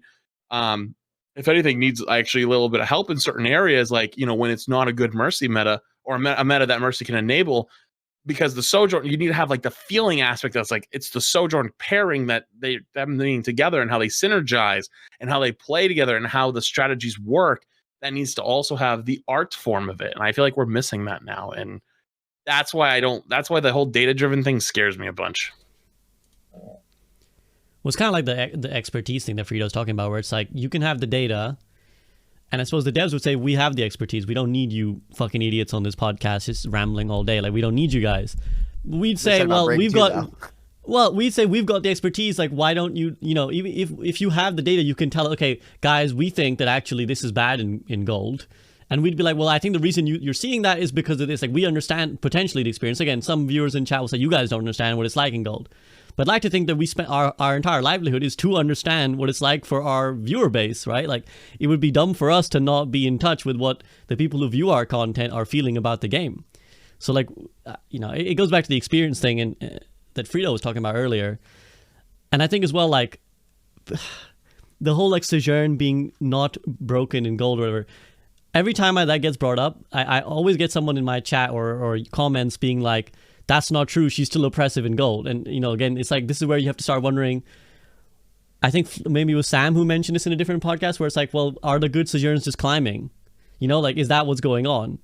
So it's like these other things that the data can sometimes miss even, right? It's like, well, maybe it is still oppressive in gold, but you just see them climb out very quickly. But you have anything to chime in on that? Because I have a rant to go on the draft system, which is not surprising to anyone who's listened to this podcast for a while. But do you guys want to chime in on anything related to that for now? Okay, I go. Okay, much like, you know, Freedo was saying earlier, where it's like, you know, Flats was the unhinged version of himself earlier. Freedo has kind of been rather tame with the draft system. I'm now going to go the unhinged version and just say it. Hero swapping in the way that currently manifests is not a skill in Overwatch. It is not. Because the counter argument people always say was like, hero swapping is so core to Overwatch, it's such an important skill. It's fucking not, dude. Because the current manifestation of hero swapping is literally my hero beats your hero. I can train a fucking monkey to do that in a game of Overwatch. I can train a fucking monkey to be like, they picked Winton, I pick Roadhog. Okay, I win now. My character beat your character. And it's like, there's fucking TikToks out there from fucking 2 IQ amoebas that have understood this idea that you can condense the counter pick meta into just a fucking chart and be like, when they do this, you do this. That is not skill, my guy. That is not any fucking skill, nor is it any fucking knowledge. Because you can literally write that down on a fucking piece of paper. And here's the irony, right? People think that restricting certain picks will restrict the meta diversity. It's the fucking opposite. Because here's the fucking thing about the way maps work in Overwatch. We have different fucking maps that already enable different comps. So if it's Gibraltar, you're already going to be picking a different map, like hero to what you would have picked on King's Row, right? It's like you load into the map and you say, okay, King's Row, this is a choke, brawly kind of map. I can run Ryan here. There isn't too much high ground. Then you lock into Gibraltar and you're like, okay, this has got a lot of high ground and a lot of verticality. I need to pick Winston here. When you make it so that hard counters exist the way they do and that everybody can fucking access them with no penalty, can always swap to them to hard counter your one fucking tank, you remove the diversity that comes from the map choice. Because in every fucking map, when you pick Winston, they go fucking hog, and it doesn't matter if it's Gibraltar, because you're still gonna fucking lose. Even though it's your map that was supposed to favor your hero pick, that was supposed to provide you diversity, you're gonna fucking lose, because they have the access to just go switch to hog at any point and destroy your character with no skill input compared to what you're trying to do on Winston. Sam. So to add to that too, like in Overwatch 1, when the big drop off was the ult charge passive, right? Where it's like you didn't maintain your ult charge. So that almost like, okay, you have to be good enough to say this ult charge isn't worth it. But with how the breakpoints work with time banks and ult economy and the snowball of ultimates, just by maintaining 30%, a lot of the time that won't actually bring, like, it's almost like you're not being punished at all because of how the ult snowball works. It's even the opposite, Sam, because here's the thing, right? Like, this is the thing, especially in certain modes, what I found is you actually get punished for winning the first fight. Because here's what happens, right? You run Winston, you win the first fight, you farm them, you're on 30-40% ult charge. They go back with the 30-40, they pick an optimal comp to counter your comp. They come back for the second fight. They now get to build to 50-60% ult charge. You now lose on Winston. You're sat on 60% ult charge, and you're like, either I gotta go back and lose this ult charge, or play multiple fights losing to get my ult and actually now even the economy. So you actually lose. You actually lose for winning the first fight. You're punished for winning the first fight because they go back and they counterpick you. So it's like the fucking opposite of what it was supposed to be, right? And again, another counterpoint people bring is like, well, what if they ran Pharah and it's Iconvolt and I picked Junk May? And it's like, the problem there... realization I've ever seen in my life. I finally put it into, I was doing this a little bit, but like I finally did the ulti math, and like I was kind of doing it in my like subconscious and rank, but oh god, I need a drink. Jesus, continue. No, I mean, so here's the thing. The problem that people have with like, well, I need to know if they're running Pharah, otherwise I'm gonna get hard counter. That's not an issue that comes from hero swapping. That's an issue comes from fucking playing Overwatch blind at the start of the game. Because let's say it is Iconvolt. Let's say you did pick Junkrat Mayo in defense because you're like, let's spam the choke, and they run on Pharah. You're gonna lose the first point anyways. All you get to do is go back and swap, and then make it so that you can play the second point. The problem is that you just couldn't see what they were gonna fucking run, and you had to guess blind and play the first fight blind. That is also solved by a draft problem. As is what if they ran hog anyways? Because you can fucking ban the hero. You can ban the hero that hard counters you and lets you play the game now. Anyways, yeah. Freedo. And even in Valorant, they wanted a pick draft, not pick ban, but just a pick order, so that you can build your like imagine that, right? Like, it's hard to understand because we always talk about bans, but like you would draft the heroes in Valorant. This is what they wanted. I don't think they actually did this. I have fell out from that game, but because of what you're saying, the blind pick. Let's say you don't know what comp they're going to run on defense is what you're saying, or because the attackers in Overwatch can swap so easily. It's easier for them to just counterpick you because they can just walk back to spawn, whereas your spawn is miles away. So you have a comp swap disadvantage when defending. if there was a selection draft, then you could see, oh, they're angling to have these heroes, even if all things were otherwise equal. Even if you could mirror pick, and let's say, I don't know, everyone drafts 10 heroes or something, was like my suggestion, because then you could have some counter picks in there, baked in, but you're playing from a select bit of the roster, even with no bans and no mutual pick, which I also want. But then you would at least have that ahead of time. Now, of course, this adds steps to the process, but to take this game competitively seriously at this point, like, I just struggle to see how A, Balance can do it, or B, they'll ever gain the data required. Like, I just think we've hammered that point home so well between all of us now that they're physically incapable of collecting the data properly, that they need to make the decisions that are required to do this. And what sucks about it is we have to play season 2 now, I think, in its entirety, probably, with this mechanic being in the game, and for them to eventually realize we were right at this point. And in fact, weeks ago, I mean, SV's immediate reaction was like, "Why are you incentivizing counterpicking?" Can I just say I was the only fucking person yelling about this, and everyone was like, "What are you talking about?" I was like, "This is gonna fucking ruin it. This is gonna fucking ruin it." And it's like, it's just incentivizing. It's not. It's just making it less punishing. No, it's not. They are mutually exclusive. You cannot incentivize it without making it an advantage for the next guy. Can I say just really quick that if let's just say some hypothetical situation that are like, oh yeah, like this actually makes some sense. Let's do it. Let's do what we actually fucking asked and not do hero pools when we asked for hero bans, because those God. that was I'm sick of I like like cats picking my heroes. I actually talked about the I cat was drinking, Sam. How dare you? Shout out to that cat for banning all hit scan for 1 week. That was like, wait, is that the cat picked May? No, the cat picked May. The cat was legitimately one of the best weeks, though. They actually got good characters. For real. Like, unironically, the cat was the best one. But Shout out Zoe. But like, I have a lot of like new Overwatch 2 viewers, and like I actually was telling people about that, and they legitimately just didn't believe me. They're like, "That's not real." I'm like, no, we actually experienced that. Like, there was a week where we couldn't play what we wanted or play whatever because a cat decided. And it's like y'all don't understand. We've been through some shit in this community. So like, we're a little jaded sometimes. There's a reason. It wasn't even just for ranked. It was for freaking pro play. Like, your job is resting on a cat. Like, it really was. Hey, let's not beat around the bush. Like, let's not try to like outthink ourselves into the fucking ground here. Okay, like. Man, hey, speaking okay. of Well, this is the thing, though. Where's Jetpack Cat? Where is it? True. Right? We have a hamster. This is another thing that happens. Go ahead, Sam. I was going to say, we have a hamster. We have is Winston a silverback, or he's just a gorilla? He's a gorilla. We've got, I guess Hog's not really a hog. We've got a horse, an omnic horse. Where is the Jetpack Cat? All I'm saying. So I want to, you know, as much as I enjoy this rant, I want to try and guide it somewhere else as well, because we've talked a lot about this. And yeah, we'll just chime in to say with what I agree with Flatswitch, where sometimes we give an idea and they're like, we'll do it our way. Like, thanks for the information, we'll find another way around it. Although I do think that in Overwatch 2, they've done less of that, where they have just straight up yoinked ideas from like other games. Because previously they would like, another game does it like this, why can't you do it like this? And they'd be like, nah, let's do it our way. But now they'll just straight up yoink. So that's good. Yeah, no, 100%. Because then people come back and they point at us and they're like, you asked for this. I didn't ask for it. Nobody fucking asked for hero pools. Please don't put this on me. But anyways, anything else to chime on that before we move into the various other things I want to quickly discuss as well?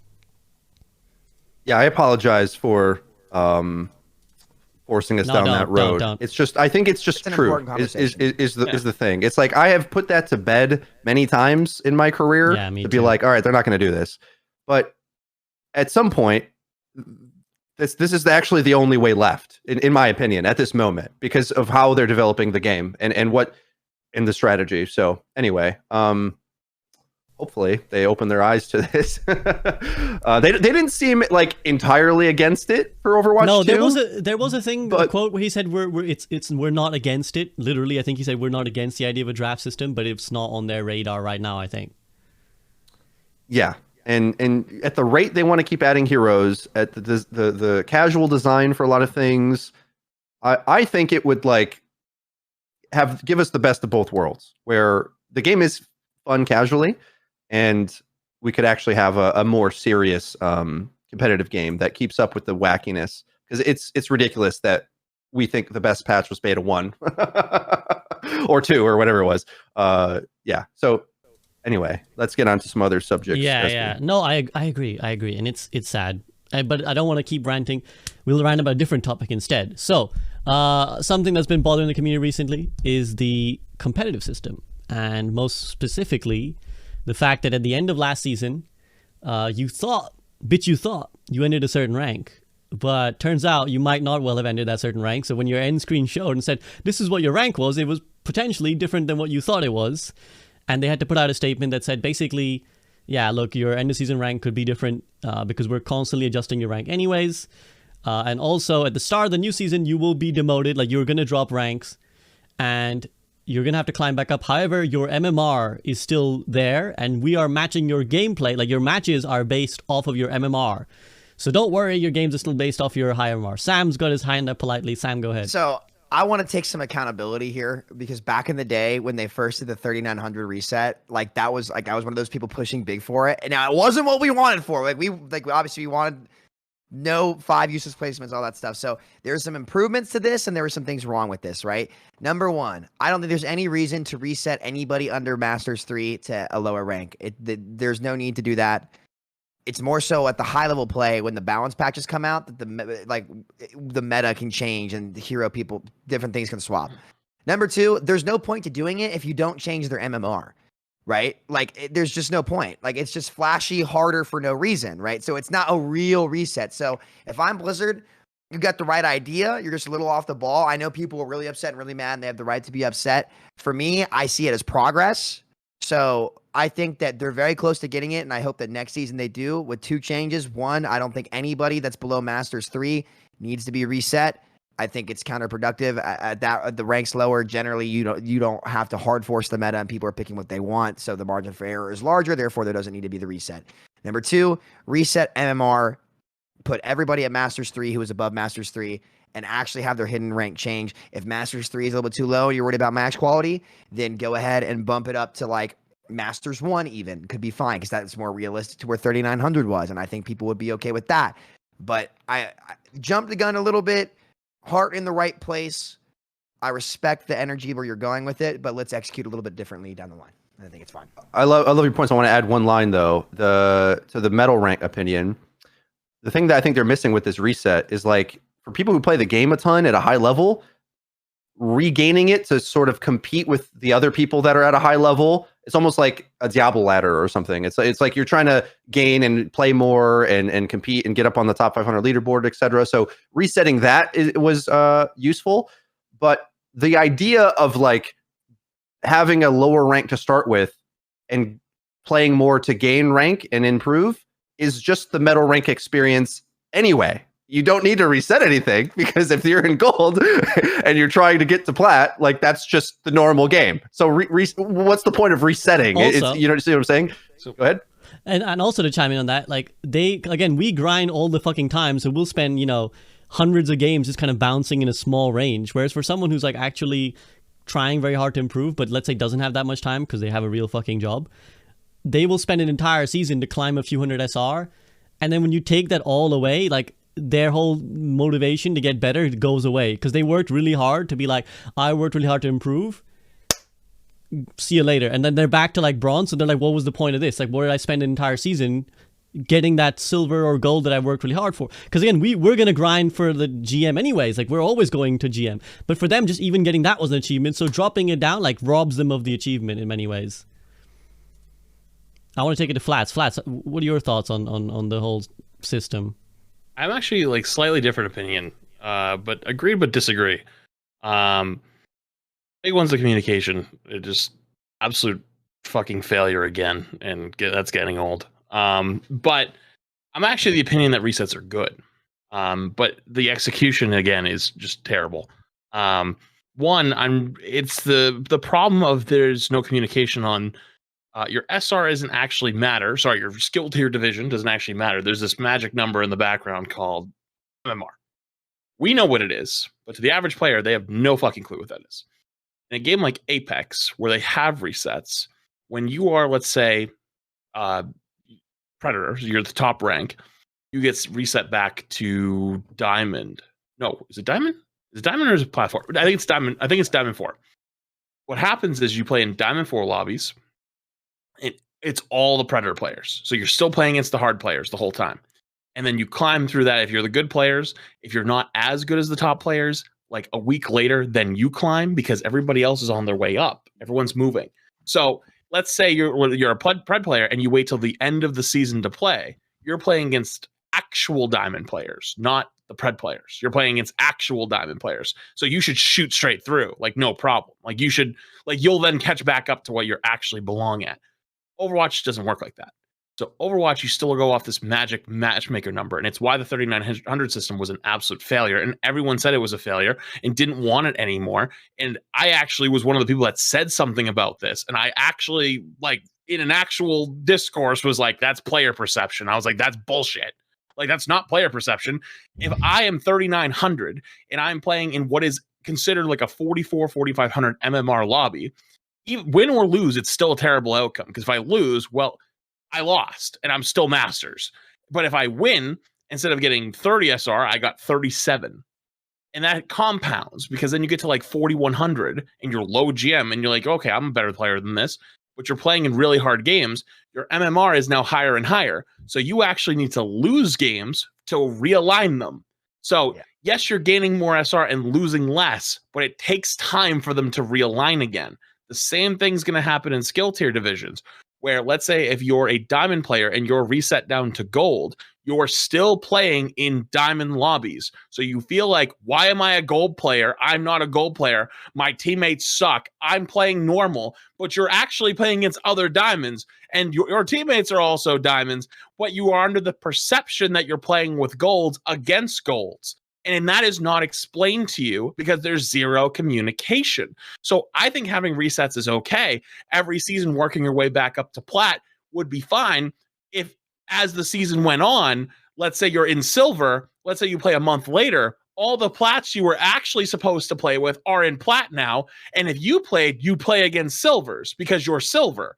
So if you were actually a better player than them, you should climb through no problem, because that's how you would climb through the ranks normally. You would either, if the matchmaking system was correct and it was a good system, you should climb if you're a better player. So if you're in Silver and you're a Plat player, you'll climb through no problem. You'll win a lot of games, and you know what? It'll probably be a lot of fun, because you actually are playing against real Silver players, not the Plat players that you're being, quote, matched up against. So it's this perception problem that already we have, because the skill tier divisions don't update every time anyways. You have to win 7 games or lose 20. So you don't even know where the fuck you are half the time.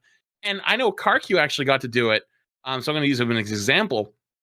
He actually grinded it in one night, but his placements were Masters 5, Masters 3, Masters 1, GM2, like GM2, I think, and then GM4 and then GM2.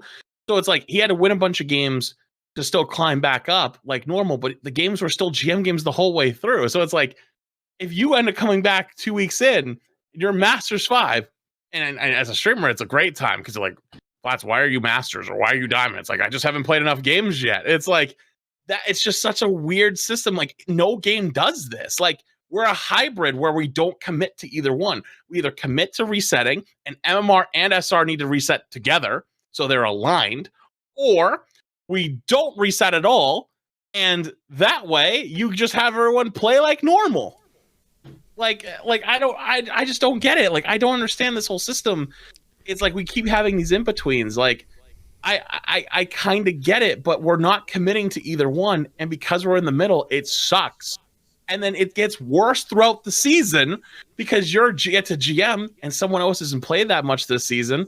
Their profile says Diamond, so you get in, you check their profile, and you're like, I'm playing with a Diamond player. But their MMR is actually GM, but you don't actually know that, because the system's also fucked, and ranked actually feels worse, and the matchmaker feels worse, because then you also see sometimes, oh, that teammate of mine was Masters.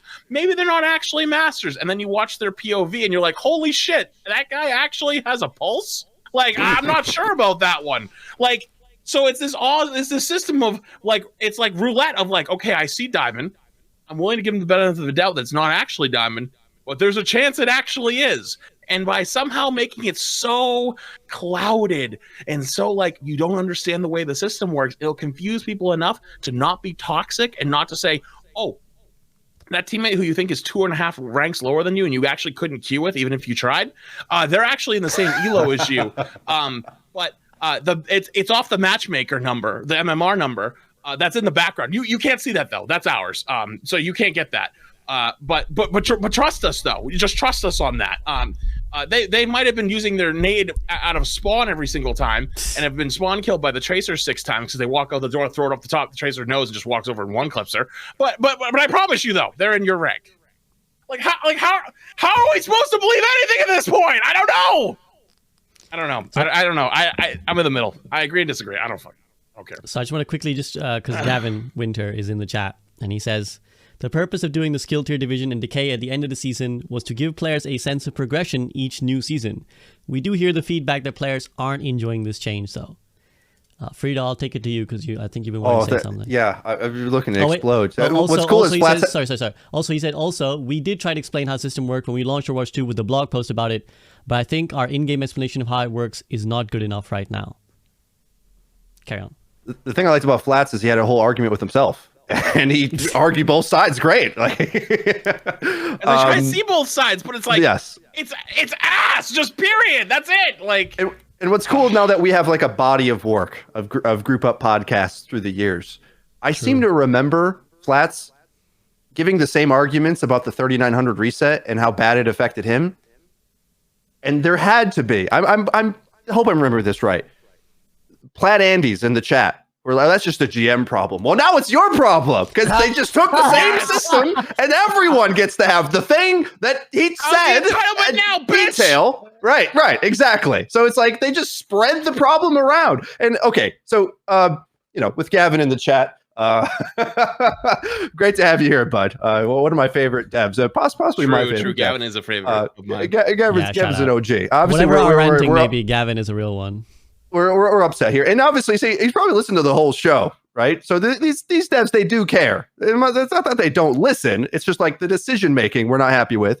I think Flats is right when he says the point of it, I thought, was to reset MMR. That's the thing. So if you're saying that because you're adjusting to meta changes, right? I think soft resetting MMR would make sense, and we can maybe sell people on that idea, but that's not what you did. So everyone's got this. It's just the 3900 problem. I don't want to repeat his points. So I'll just say it's that same frustration of like, I have to deadlift extra to get to where I was. And yes, I understand the sense of progression. I get all that. I mean, I made a video about this myself where I see all those points and I personally like the system. I like it because I'm a dumb monkey and I like the game showing a little smaller icon, and I like, I must be really good because it's like when I re-rank, it's a little up here, and then I don't care about anything he just said about the quality of the games and all that. Like I understand. Put that to the side. I'm able to understand. I just got to play the game I'm in, win those games, and then I get the dopamine hit.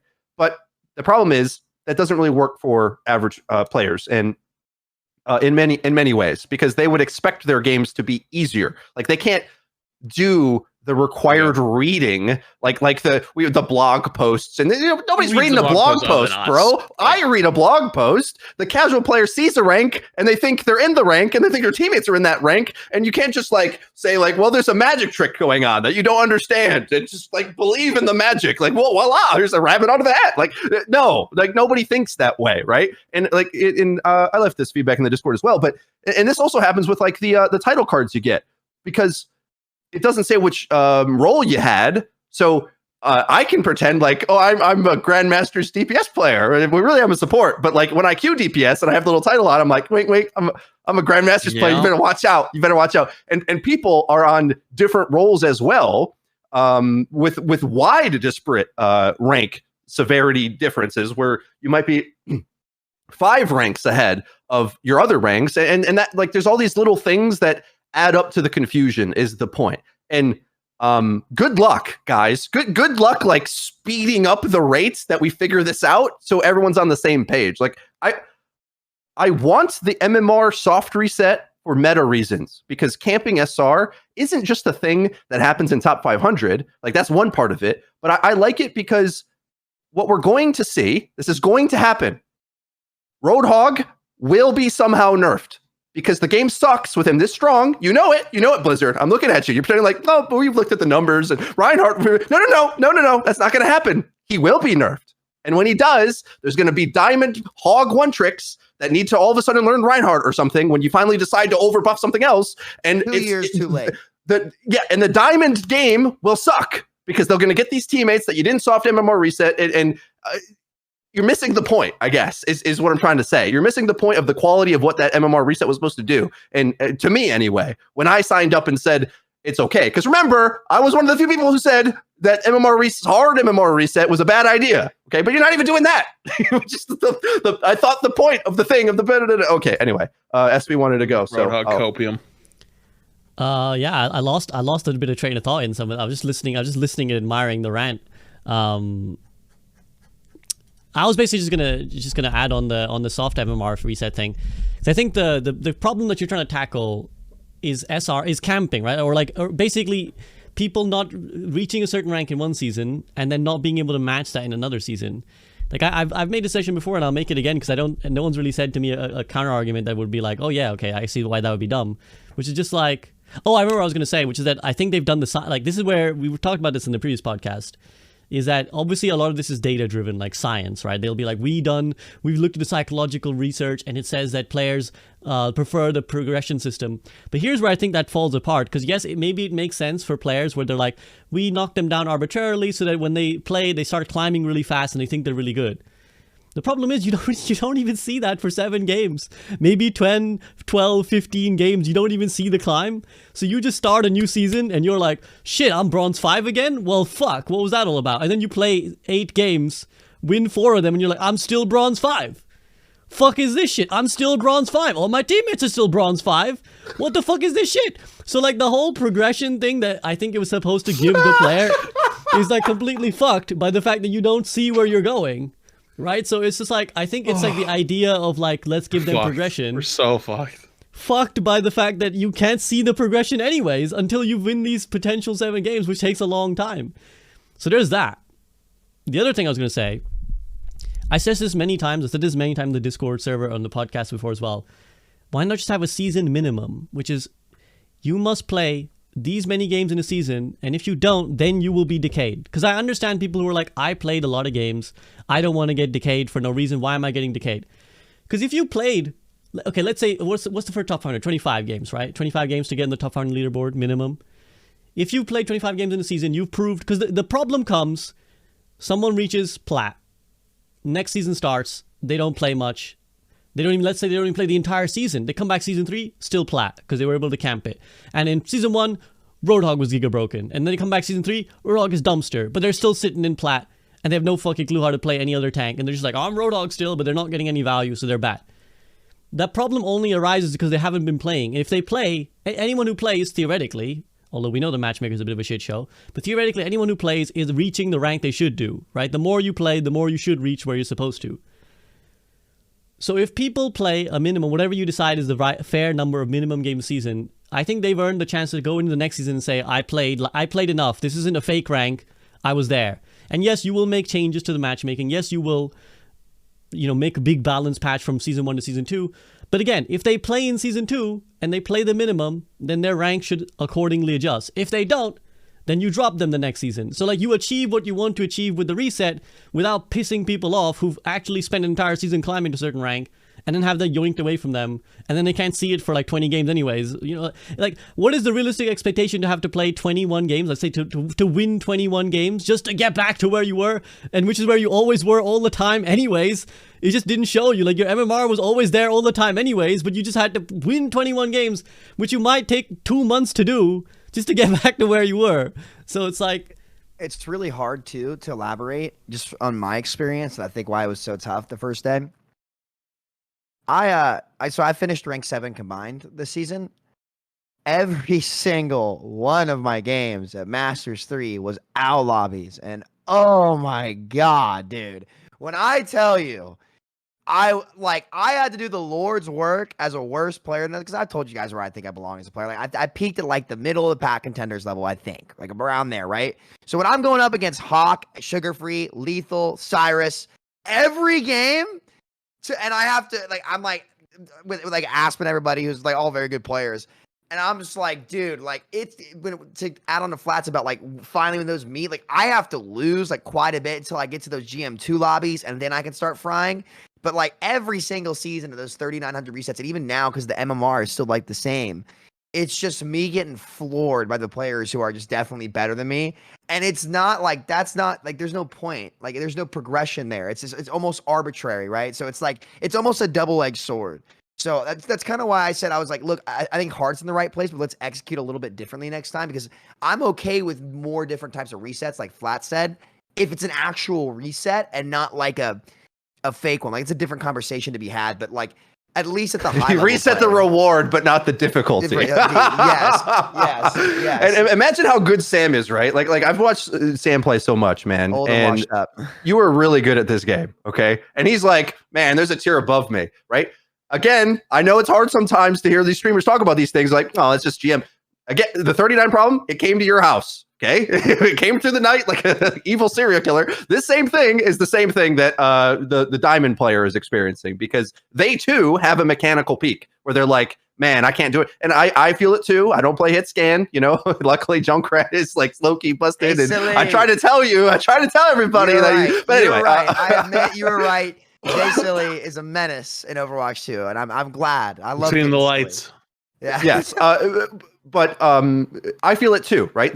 We all got our ceilings, you know, and the ride to go there has to be thought of while we're talking about the progression. It's like, well, the progression is supposed to feel good going up. It's not supposed to feel like you're burdened going up a hill or like the what's that called? The guy with the boulder up the hill. There you go. Thank you. That guy. That's what you're making it into. It's like, oh, look at all the progression. Think of how good you'll feel after you put the world up on your shoulders. It's like, yeah, this feels great. Oh God, weeks of this. Like the pain you're causing in order to create that is the issue. And well, I don't know. I look forward to you know, they teased already in the back, and I don't know when we're going to get conversations about this again. Different subject, but like I've been wanting tournaments in this game for so long, you know, and I feel like maybe we wouldn't need to expect rank to be this like complicated thing that has to be the be all end all. Like I've abandoned this discussion many times, okay, with ranked. I'm just like, yeah, no, quick play is just fine. Like just play that, and more people every year. It feels like I get more creators on my side with this opinion. But if they had like exclusive tournaments that were like special, that were the higher peak that we're talking about, I look forward to that. But that sounds like a year 2 thing down the line. And for now, all we've got is the ranked reset, unfortunately. Stacking. So I just want to quickly again chime in from what Gavin said. You said it this time? Wait a minute. I've asked for a long time. Yeah. No, really I know, but I'm the only one who says it apparently. I just keep bringing it up. Nobody listens to me though. So no. Well, I want to get Flats' opinion as well. I just want to quickly let Gavin have his piece, which is that he says the really tough thing about this design is that most players don't genuinely change in skill quickly or often. That makes their average season feel really bad holistically because they correctly feel like they didn't improve, which is a fair point. You know, like you want the players to feel like they're improving, but most players aren't.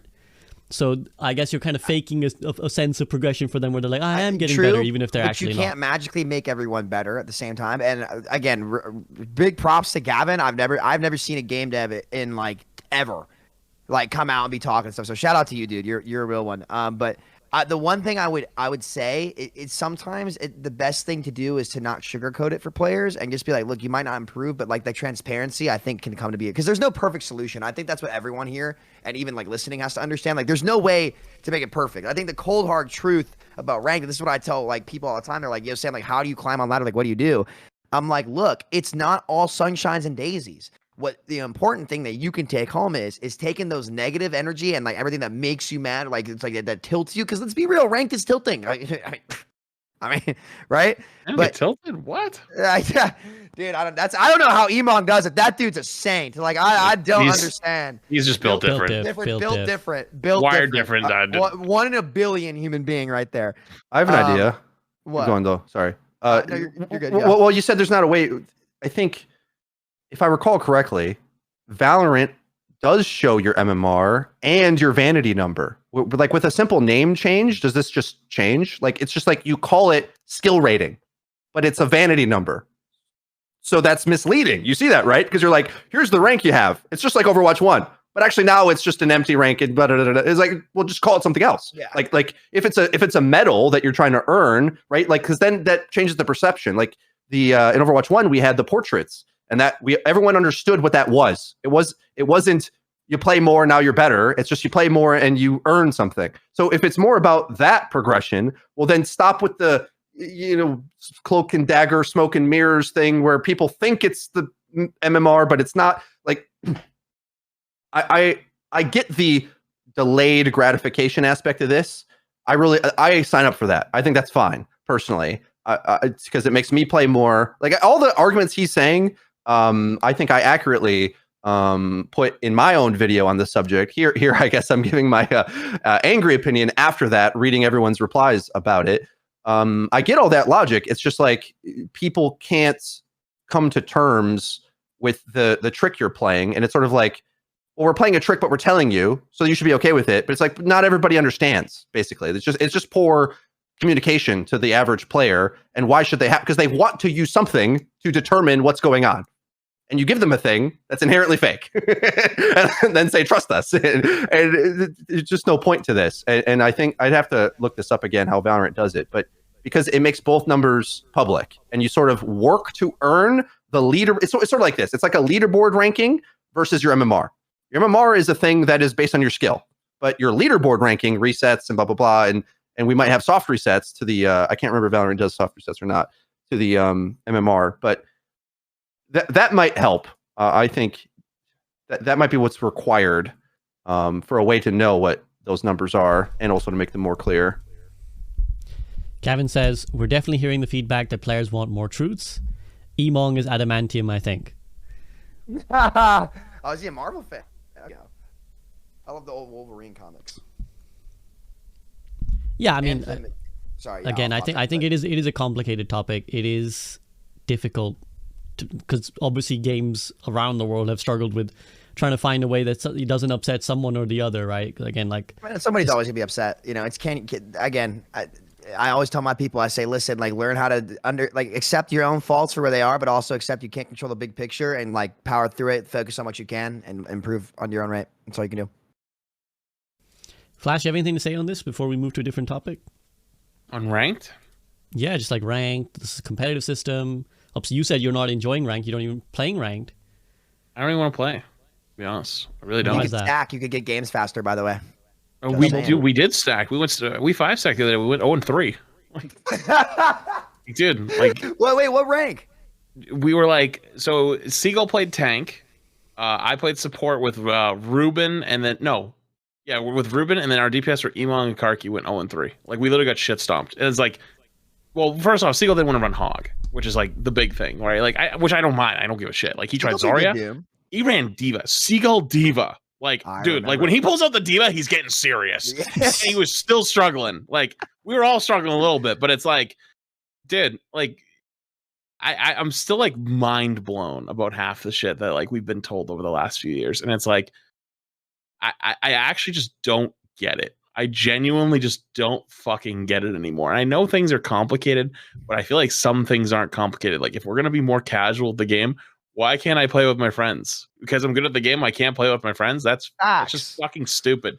Then we're handheld like, oh, no, we can't tell you you're not good at the game. It's like, okay, but like, I also don't know where I am, and I don't know what my teammates are, and I don't even know what I'm playing, and I'm getting one shot every 10 seconds. Like, and instead of Sojourn just holding the railgun and waiting for one taps, she just farms it on me the entire time. So the tank experience is even less fun. Like, actually, I'm kind of glad that tank's becoming less fun because the queue times are going fucking down, and I get to kind of play it again. True. Like, dude, it's just like this never-ending problem. And never mind, I don't even want to go that deep on that because, like, I genuinely have never had less fun playing tank than I am now. Like, I would actually compare it to end of Overwatch 1 double shield before everyone stopped caring and like just ran whatever. Like 6 months before, like let's say a few months before the first beta, when everyone was still like hard double shield. Then eventually everyone just gave up and just started playing whatever for like the last 6 months.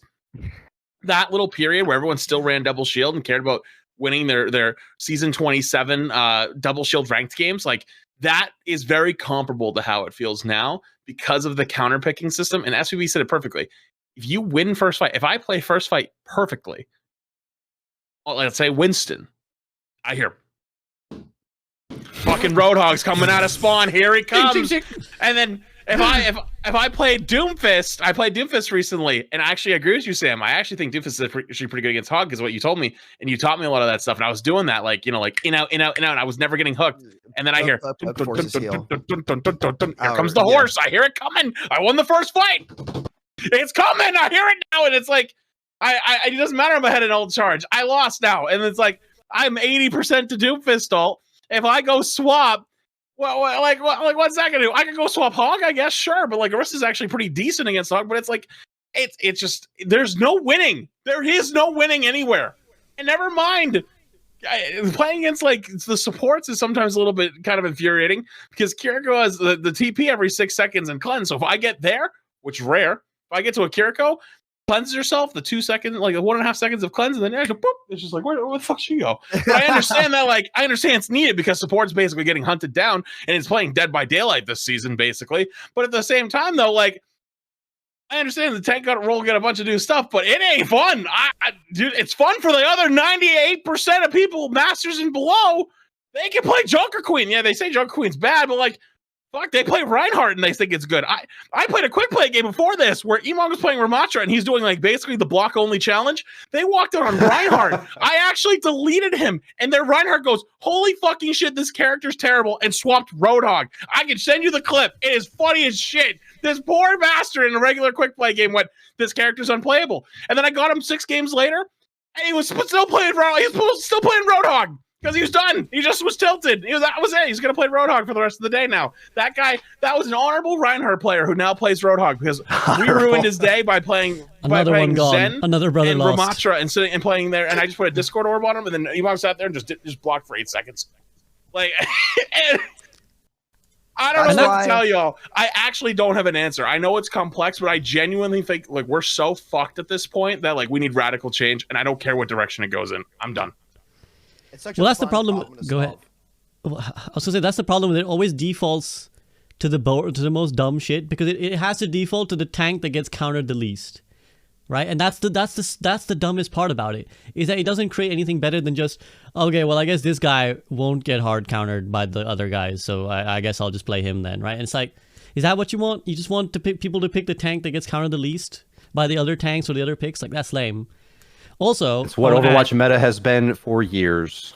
I know, and that's the thing. It's like that was Overwatch. That was the whole reason people picked tanks in Overwatch 1 at the highest level. They were like, well, I guess double shield dies the least to different things. So it's like, what, is this what you want the dominant cause of your game's picks to be? To be like, I guess he's the worst, the best worst, right? Like, come on. Come on now, right? Also, I want to add that I'm sure Flats is having to deal with this. Like, this is a very streamer problem, but streamer mode. Where it's like, I'm sure Flats has to deal with this a lot, but like, it's starting to get kind of bad, actually. I won't even lie. But like, again, anecdotally, I spent like most of season 1. I was playing a lot of tank. I spent most of season 1 stuck between like Diamond 1 and Master 5, and like in the last week or like last week and a half of the season, I was like, fuck this shit. I'm tired of this. I changed the name of my main account. In 3 days, I climbed to Master 1. Literally 3 sittings, like 3 sessions. I climbed I climbed 5 skill tier divisions, just changing my name, just changing the name of my account. And then I got to the point where I was 15-minute queue times in EU tank, and I was like, fuck this shit. I'm not spending 4 hours to get 3 games in. So like I just stopped. 15-minute queues for 7-minute games, yeah. Legit, it's just like that was all it was today. It was. I'm like, damn. 15-minute queue to watch some fuck. 15-minute queue to watch some fucker pick Roadhog and just hook my teammates. Who are like, why can't you protect me, Sigma? And I'm like, I got 1 shield, dude. Sit behind it or die. What do you want me to do? I don't know. Dude, He's I'm fucking getting so running good around. at balloons, dude. I'm getting so good at balloons. Wait, are you going in balloons? TD6? I did. My stream is half balloons when I play ranked now. That's why I haven't been playing ranked. It's people are like, holy shit, you're playing Overwatch now. I'm like, yeah. I was this entire time. I've just seen queue. I seriously think stacking, like bringing stacking back, would save so much of high level ranked. It would save so much of it. I genuinely believe that, because you can't tell me that Flats, you wouldn't be able to play with like Jay or Emong all day. You put Emong on the Ana, right? He'll probably try to make it work, But he's got the GPS build. Yeah, he's got it built. It's like that would help queue times a lot, and more people would stack. Like I'd stack, I'd get in there with Beaver, and I've been running some games. He'll bust out the Voodoo Rangers, have a good day, and it's just oh god, I want the heat back. I want the heat. That sounds so silly, but don't get me started. Feels lifeless a little. I'm not getting fired up for no reason. Yeah, calm down. Is there anything else you want to add in this kind of? It's coming. I feel it bubbling, Sam. I'm gonna push you over the edge in like 2 minutes.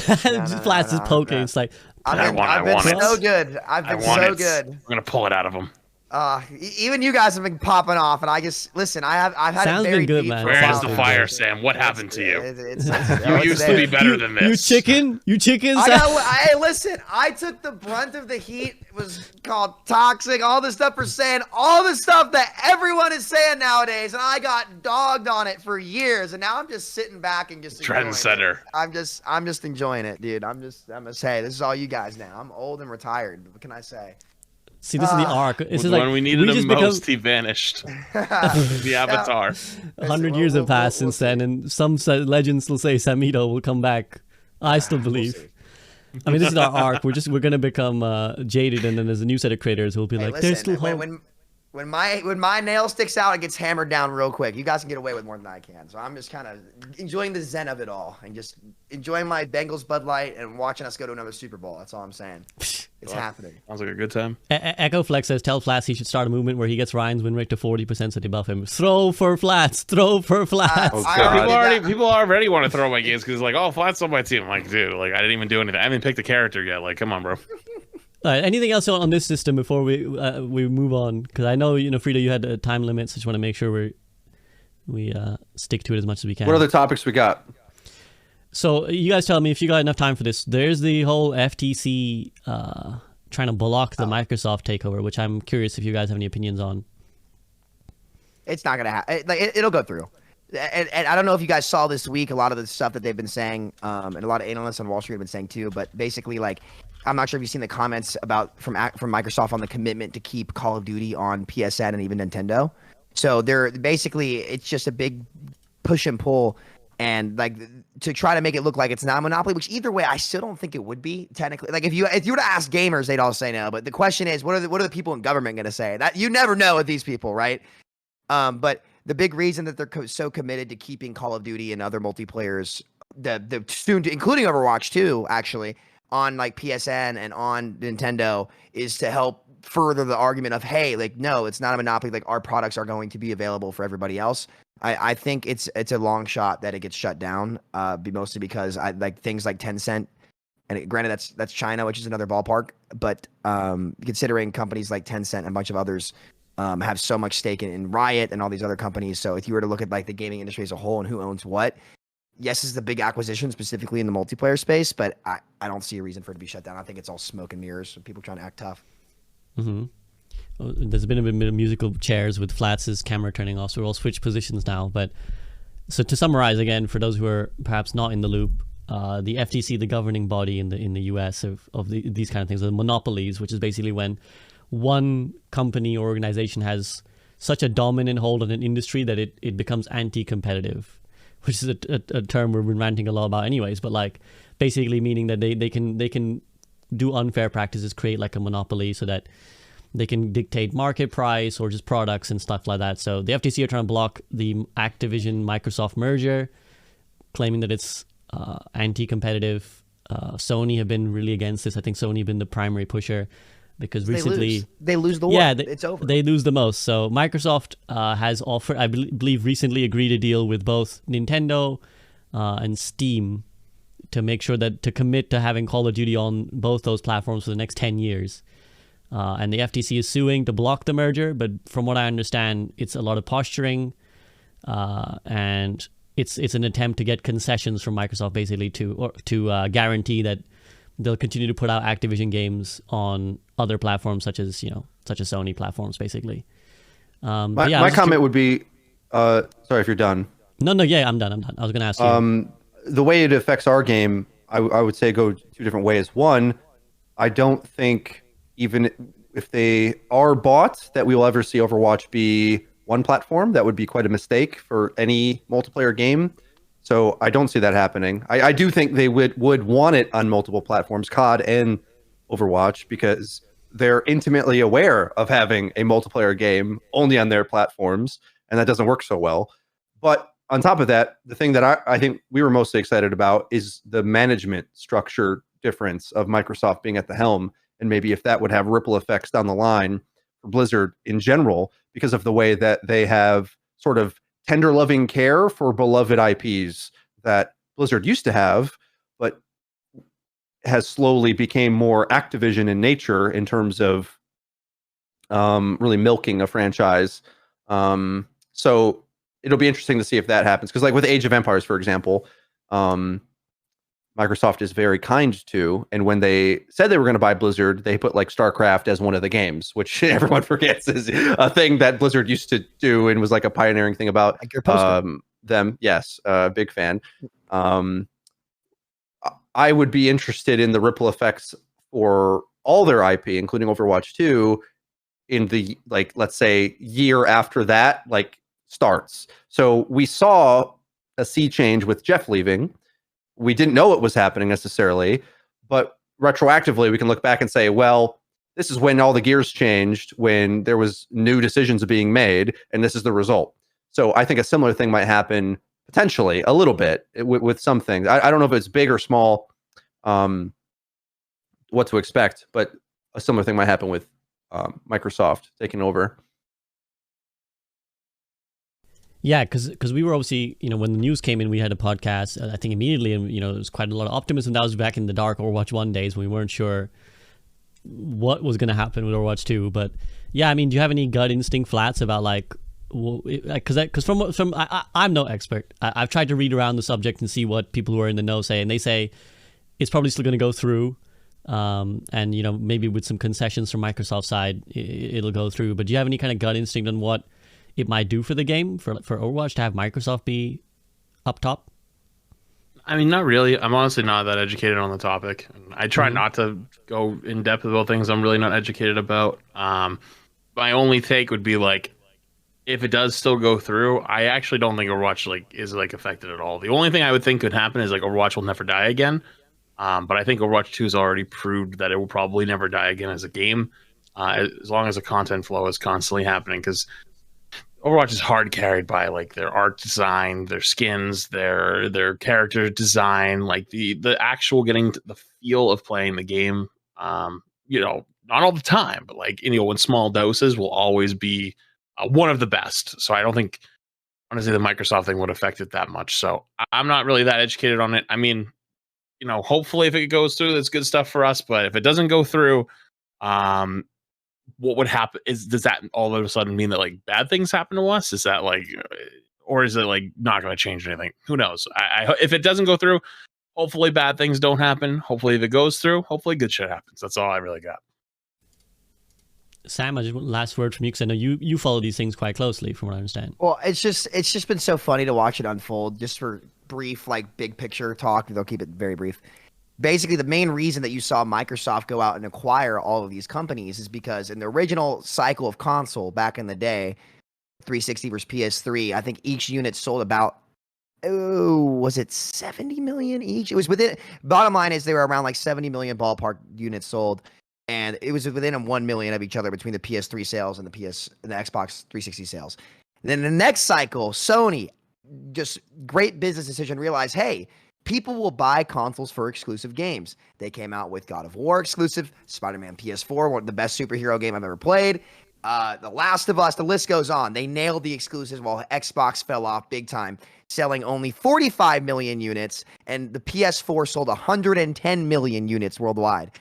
Microsoft then realized this, and with the next set of consoles which came out, which the PS5 and the Xbox One, said, we need exclusives, which is why they threw the money at Bethesda for like $8 billion. And now to checkmate them, because Microsoft owns Windows, which means that all their games, we're all on Windows, I assume. Most people are on Windows, so they control the PC gaming market. And now, if they buy Activision Blizzard, they'll have one of the biggest, if not the biggest, stake in multiplayer games alone. They realized they couldn't compete in the streaming market with Mixer, shut it down, let Ninja walk away with 30 million. And now they're saying, we want to dominate the gaming ecosystem as a whole. So if this acquisition goes through, they will control the entire almost cloud space of multiplayer, have the best titles for with obviously Elder Scrolls 6 coming out, with Bethesda, the Fallout series, right? So they want to control like almost the entire ecosystem with Game Pass and many other things. So that's kind of their approach. They realized they couldn't compete in streaming. So Sony's done. If this goes through, like they'll never win again. And that's why I think they're so against it, because they recognize, okay, this is a lot. And that's where the big debate's going to come in, is like, can you actually enter the space still? Which I think you can. It's just Microsoft threw all their money at all the big players to get them into their court. And I doubt the multiplayers go exclusive, because they stand to make more money from the multiplayers. But I mean, if you look at the Bethesda titles, I would not be optimistic if you are a PlayStation fan about those staying non-exclusive, or at least on a very delayed release. But that's the big picture, and that's why you're seeing all these big acquisitions come in this day and age, because they got smoked in the previous console war. Makes sense. Thank you very much. It's a very succinct and informed opinion, Sam. Thank you for that. That's why I wanted to ask, because I had a feeling that you might be able to provide some insight that maybe me and others listening who aren't so in depth would get from it. So thank you. On an interestingly similar platform, again, I'm just going to take this off quickly because I want to conclude soon. But speaking of different platforms, we have aim assist now enabled in Crossplay. And for those who are listening, I'm actually going to conduct a crossplay challenge. I did this once before in Overwatch 1, but that's when there wasn't aim assist. And basically what it was I put console players against PC players of the same rank. I'm going to do that again. They got smoked, basically, the first time around. The console players got smoked because they didn't have aim assist. We're going to do that again on January the 1st. So if you right now in my chat, if you type !crossplay, you can sign up for that, because I'm curious myself how console players will stack up against PC players now that they have aim assist. But Sam, I know you have very strong opinions on aim assist in competitive shooters. So any sort of gut instinct on the decision? I'll keep it brief. I'm not sure how that's going to turn out, because I think Overwatch is a game that's so much about learning and game knowledge, and with different patches. If I'm not mistaken, I'm pretty sure console still operates on a different patch than PC, like with small changes, like to Torb's turret. No, I think they mirrored that. Did they change that back to the normal? And is the default movement speed on console still slightly slower too than it is on PC? Because I know that used to be a thing too, like where you literally I think movement speed of characters was slightly slower. Maybe I'm wrong.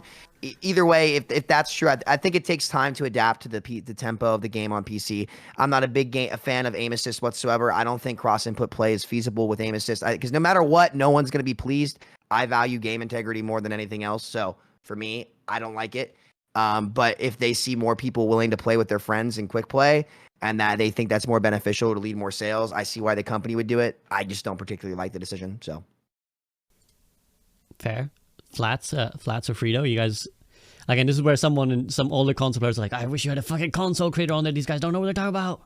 I played console I was a console Siege professional. Like I played console for years. Like I was literally there. And Siege, by the way, is one of those games that does not have aim assist. And the reason our entire pro scene got shut down is because people started cheating and there was no way to catch them.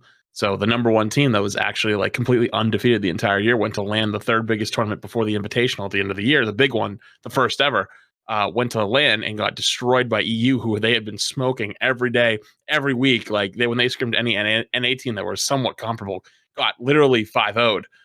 They got destroyed because it was their first time playing on controllers in like 4 months. Point being, though, I don't like aim assist either on PC. I don't like it's too hard to tell. Aim assist is literally a legal cheat. Although it is needed to balance the two, but if we're talking about competitive integrity and we're talking about actual one-to-one thing, controller can just not ever compete with a mouse and keyboard. It can't happen. Without the aim assist, it doesn't work. And there's a reason for that, because it's an inferior product. It has better things like movement, like it's why it's good for racing games and driving games and stuff like that. That is where a controller is better for the casual gamer, absolutely. But in a competitive environment, absolutely not. So as long as the line has been drawn in the sand that it will never touch competitive, W change.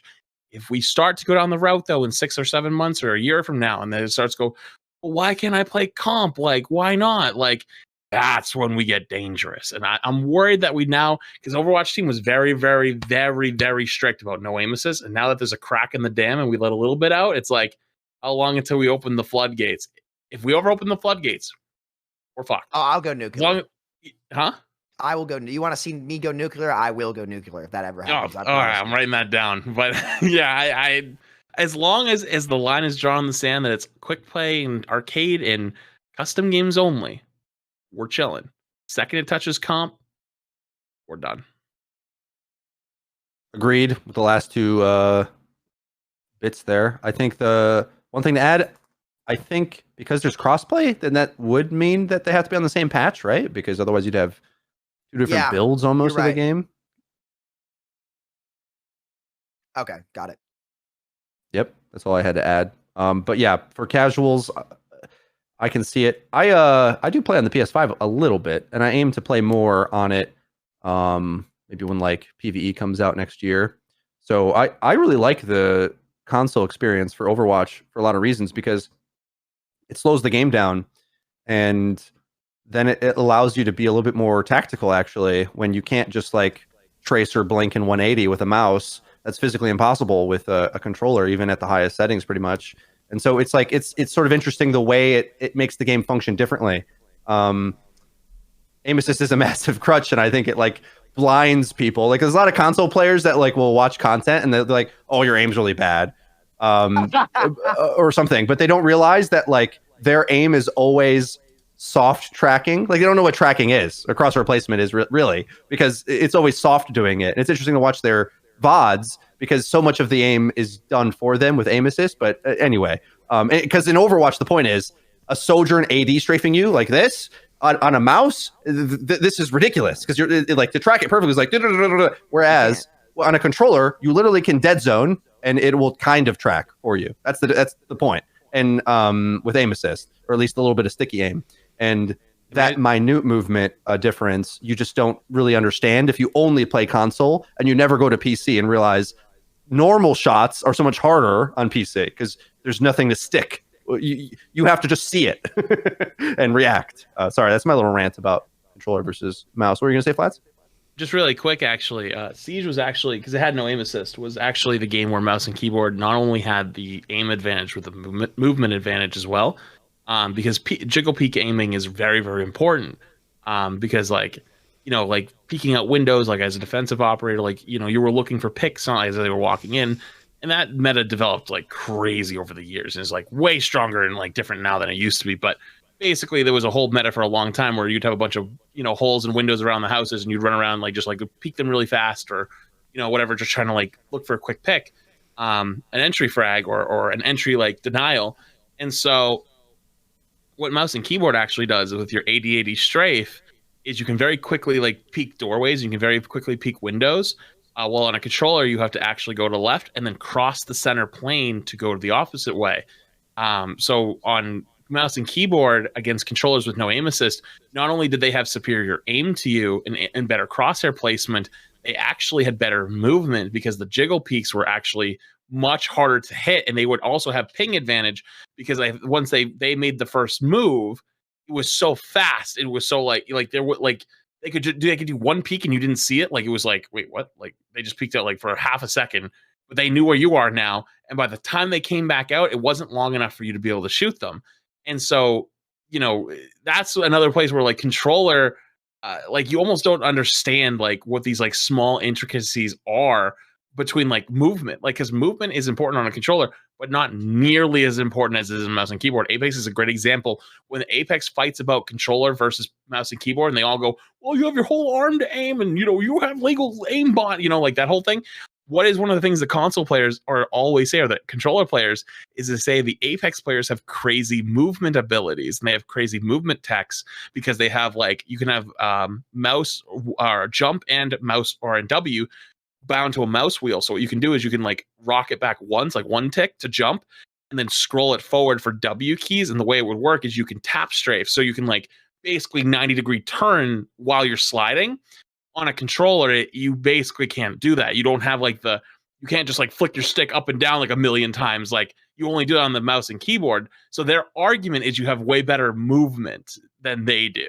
Like that's how they approach it. But it's like the reason they have so much better movement is just because like the way the keyboard and mouse is set up, That's why controller and keyboard and mouse can't be compared. They will never be equal, and they have to be separated in a competitive, controlled environment. Otherwise, one takes over the other, and it's not fair. These are awesome points. One thing I'll add to that too, just another example, is the look speed. Is the same thing? Just physically being able to, because on the mouse you can go like this, whereas on a controller, even at max sensitivity, maybe like your speed is like kind of constant, no matter what setting you do. Whereas you can do 180s to turn around and like I said, tracer 180 and whatnot. So all those things combined, it's like, yeah, mouse and keyboard has a higher ceiling. The floor is more approachable on a controller though, which makes it kind of nice because you can kind of in Overwatch especially fit in a little bit, and it's just like people don't pop off as hard because there's more of a baseline to the game. So the casual experience is kind of interesting to its how streamlined the gameplay feels, as opposed to Overwatch where the ceiling's so high. It's like the things that Sojourn can do on PC is totally different to what you'd expect on console, where looking up to shoot a Pharah is like an impossibility for some for a lot of the player base on console. Meanwhile, my man Samito getting flicked out of the sky as Echo nowadays. But sorry to end the podcast with such a grimace. Maybe you should try playing console, Sam. Maybe dominate. No, I mean, rank 1 combined console. Very valuable. Thank you guys for your takes on those. And again, I'll be curious myself to see how they do stack up, because there's that ever debate of like what your console rank translates to your PC rank. Like, people will be like, oh, it's one rank down or whatever. But we'll see. Anyways, I'll have my fun with that. Okay, so quickly, I'm just gonna try and rattle off maybe one or two chat questions that, again, there's a specific Discord channel for it, so you can head on down and ask your questions. So what can be done, do you think, to diversify the metas more consistently over the seasons? Obviously, we spoke about the ban system, the draft system. Anything else other than just frequent patching? Big support changes. Do you want to elaborate? Supports are the most supports have defined the most metas in Overwatch history. I think that the big reason why I was upset with this patch personally, again, the best way I put it is like I don't think this patch, what was in it was really bad necessarily. Like, there were some things where I kind of disagreed with, sure, but what was really what the problem was what it lacked. Right, like Ana, still so easy to get dove. Sleep at 14 seconds is not a competitive ability in this tempo of the game. I think, honestly, Moira and Brig, and they actually did say they were looking to redo Brig's ult, which I think is great. This is something I've been asking for since the hero was released and we were playing her in GOAT. So I think really what I really hope to see from the devs is some major eyesight and looks at the support role and seeing what they can do differently to help up the tempo without it being corny. Any other inputs from Flats or Freedo? The support issue is always controversial to me because the thing is, it's like if you're a Lucio player in Overwatch 1, you went from like being one of the most meta-defining characters ever to the worst ranked character, unless you're some like maniac that can just boot people off the map. So that being such a core hero to my pool skewed both my SR and now also to the other direction where Lucio's a god in Overwatch 2. And so when people talk about not having agency and the role being weak, and I'm like, I don't know, learn Lucio and Kiriko, and I just have a different opinion. Like if you're expecting these really punishable support heroes to like work all the time and live in a safety blanket like you did in Overwatch 1, I'm not really sure what to say. Like I think there's still a learning curve on understanding how to set certain things up and position the team. The thing I'm worried about with the support role the most is that like it catches the L's that main tank used to in Overwatch 1, where the positioning of your team has a ripple effect on how punishable you are. And I don't know how they fix that, because also on top of that, it's not like support players know how to position that well themselves. I don't know how many VODs I've seen. I'm curious what SV has to say, but like you can watch a whole support VOD of a meta rank player who doesn't self-heal once. So they just don't have a passive the entire game. And I'm like, use cover forehead. And then you see how strong they are. But then it's if there's these shortcuts to the game, I think for meta rank players, it's Moira right now. And then for the top end player, it's Kiriko, who's just Moira, but with interaction and skill and better design and a long list of other things. Yeah, I don't know what they do. Like I trying to think. was it ML who said this? Like, the support needs its Overwatch 2 overhaul, and a lot of people have given their opinions on this. I'm not sure how to do that, because I like the role, and even the heroes people say are bad and weak, and like I find cases where I think Ana's good. So it's tough for me to understand what they should do. My answer will just continuously be from till the end of time now. Draft mode again. I put it to bed, and now I'm just like, no, we're too far behind now. Like they did multiple things to set us behind to the point where we can't catch up. So like, prove me wrong, because many times I've called them out. I said, well, I hated power creep, and then I'm like, just lean into power creep, make it more. Like, I went like that, where it's like, okay, we're so far behind, we must just lean into the bad thing that you said, it doesn't exist. And it's sort of that way now, again, with like a different set of problems, where they want to go this route, kind of be sensible about things, but they're too slow, so it never catches up. So I'm kind of like, so I wanted the vision they had, but it's too late. Let's turn into Mr. Heroes, so everyone's swapping all the time now. That's the ultimate peak goal of comp. Let's just make comp tiny Overwatch. Yeah, why not? Heroes win. Exactly. I mean, clearly, if we're just gonna go like, if the power creep, we're gonna lean that way. Let's just lean all the way with swapping. Everybody fucking swap after after 30 seconds or a minute. It's just your heroes just auto swap wherever you are in the game. Auto swap. Let's go. It's the next April Fool's. Oh. Okay. Sam's. What was he cooking? I mean, to your point, Freedo, I think it's interesting because there's clearly a lot of, even, there's no unanimous opinion, because I had ML on the podcast. He said support needs love. Support should do things that to the opponent rather than always like doing things to your teammates. He felt that would give them more autonomy. I had Karaku and Cust on here who said, no, I think supports, we got to be very careful giving supports too many tools, because then they just become too strong. I know Sam has had his opinions on supports as well, so the opinion is out basically, and I think just speaks to the fact as well, like with Overwatch 2, it's ironic. I feel like the characters you pick bias your opinions probably more than they would have done in Overwatch 1 almost, where I felt like you could actually get away with certain stuff more in Overwatch 1, but now it's like if you play Lucio Kiriko, you're loving life, and if you're someone who's like a Zenyatta player or something, you're like, fuck is this shit. And also to your other point, I think on the positioning, it really depends. I think it depends on which heroes they've been playing, because I see like you can really tell when someone's flexing off of Mercy Mora onto a hero that doesn't have mobility, because then you're just like, why are you here? Like, yeah, all the things Flat said about like jiggle peeking and that stuff. I played attack shooters for a long time, so when I play BAP, like BAP's actually probably one of my best heroes. He's not good now, but and I play Ana a bit in order to counterpick things. Like I play more heroes than just the meta ones.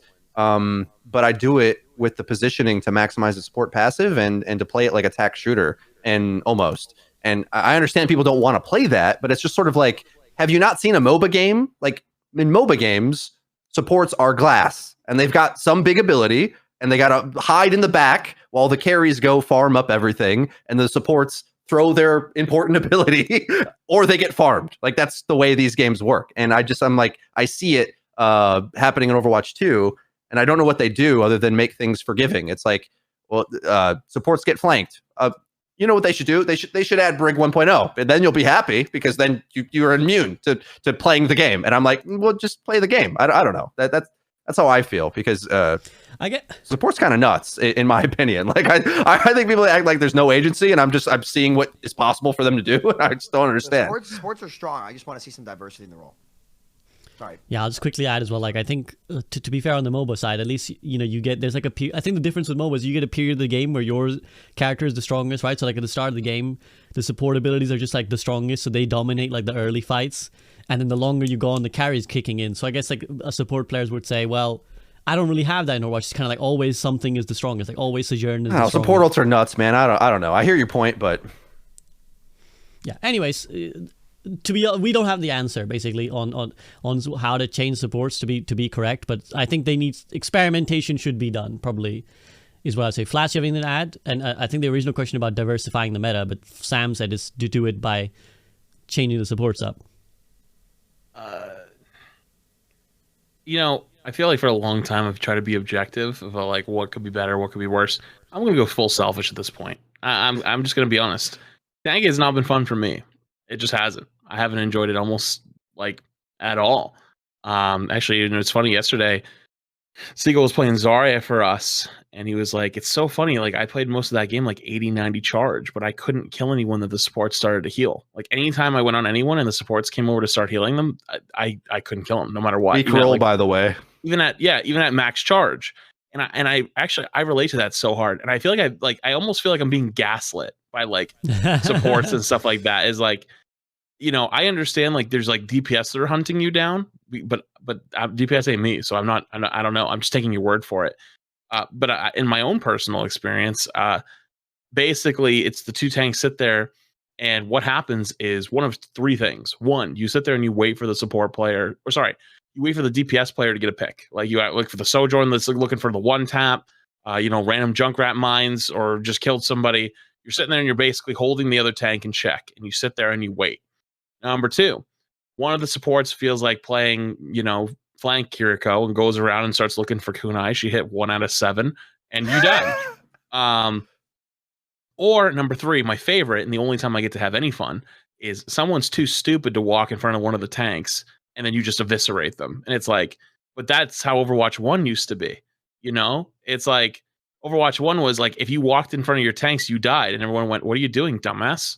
But in Overwatch 2, I feel like you're allowed to like get away with it if you have like a mercy pocket or you have like someone like support that's healing you. It's like, tank can't punish you that much. You're like, well, someone's got to help me out with this, or otherwise they're not doing anything, which is why Roadhog has taken over, because Roadhog's the character that can do that.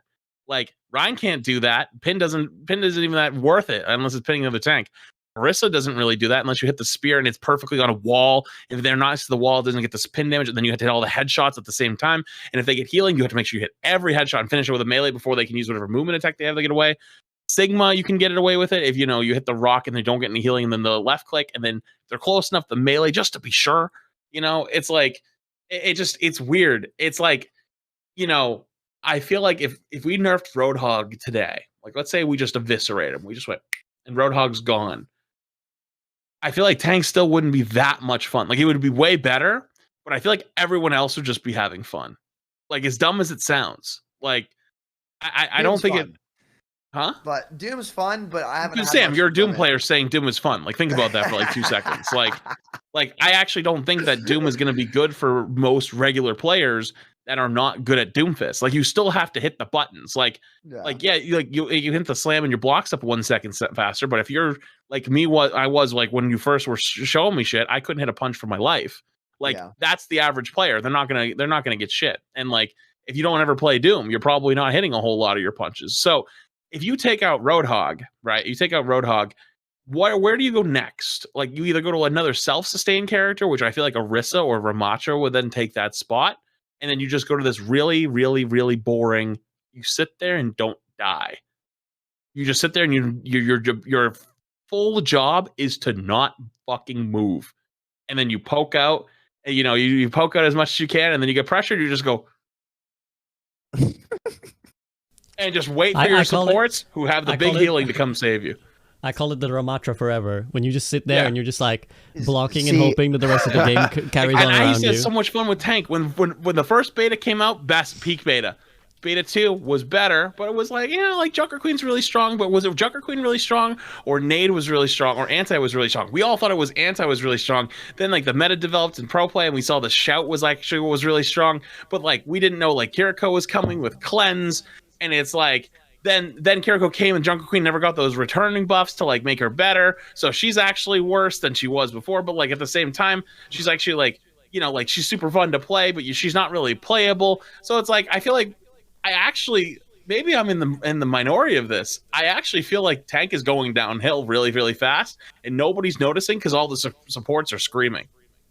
Can I add to that? Oh my God, so many good things. I'll let you go first. Yeah, well, I was just gonna say, I think one thing that can help a lot of these tanks is like a suggestion I gave to Ram, like how how you guys said the block is like a boring play style. Like I think it'd be cool if this block was more finite, but it functioned a lot like a power block where like, okay, he blocks and maybe his movement penalties get reduced. So it's about playmaking again rather than just sitting still. Like that's the one thing I would give Jeff Goodman a lot of credit for, who actually just got hired at Bungie. Good for him. I hope they do well over there. I think one thing that was really cool about Doom is the idea of like being rewarded for blocking the damage and having the opportunity to go more aggressive and make plays. Do you all think that Freedo, you go first and you can add this question out at the end of whatever you're about to say. Do you think that if more tanks had options like that, where you get rewarded for like blocking damage or like catching damage or something like that, to then enable you to play a more aggressive play style, so Flats isn't like, okay, well, I'm bored, I can't go play make? And you can answer your other stuff first and then tack that on the end. Well, I think they try to design that.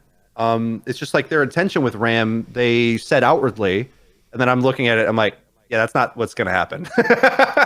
So like they try to have this flexible thing. And so, yeah, I think they intend what you're saying, and they have that in, Doom, for example. So it's not like they're not aware of that idea. And I don't necessarily hate RAM having this like super defensive poke bunker style. I think that's okay to exist in the game.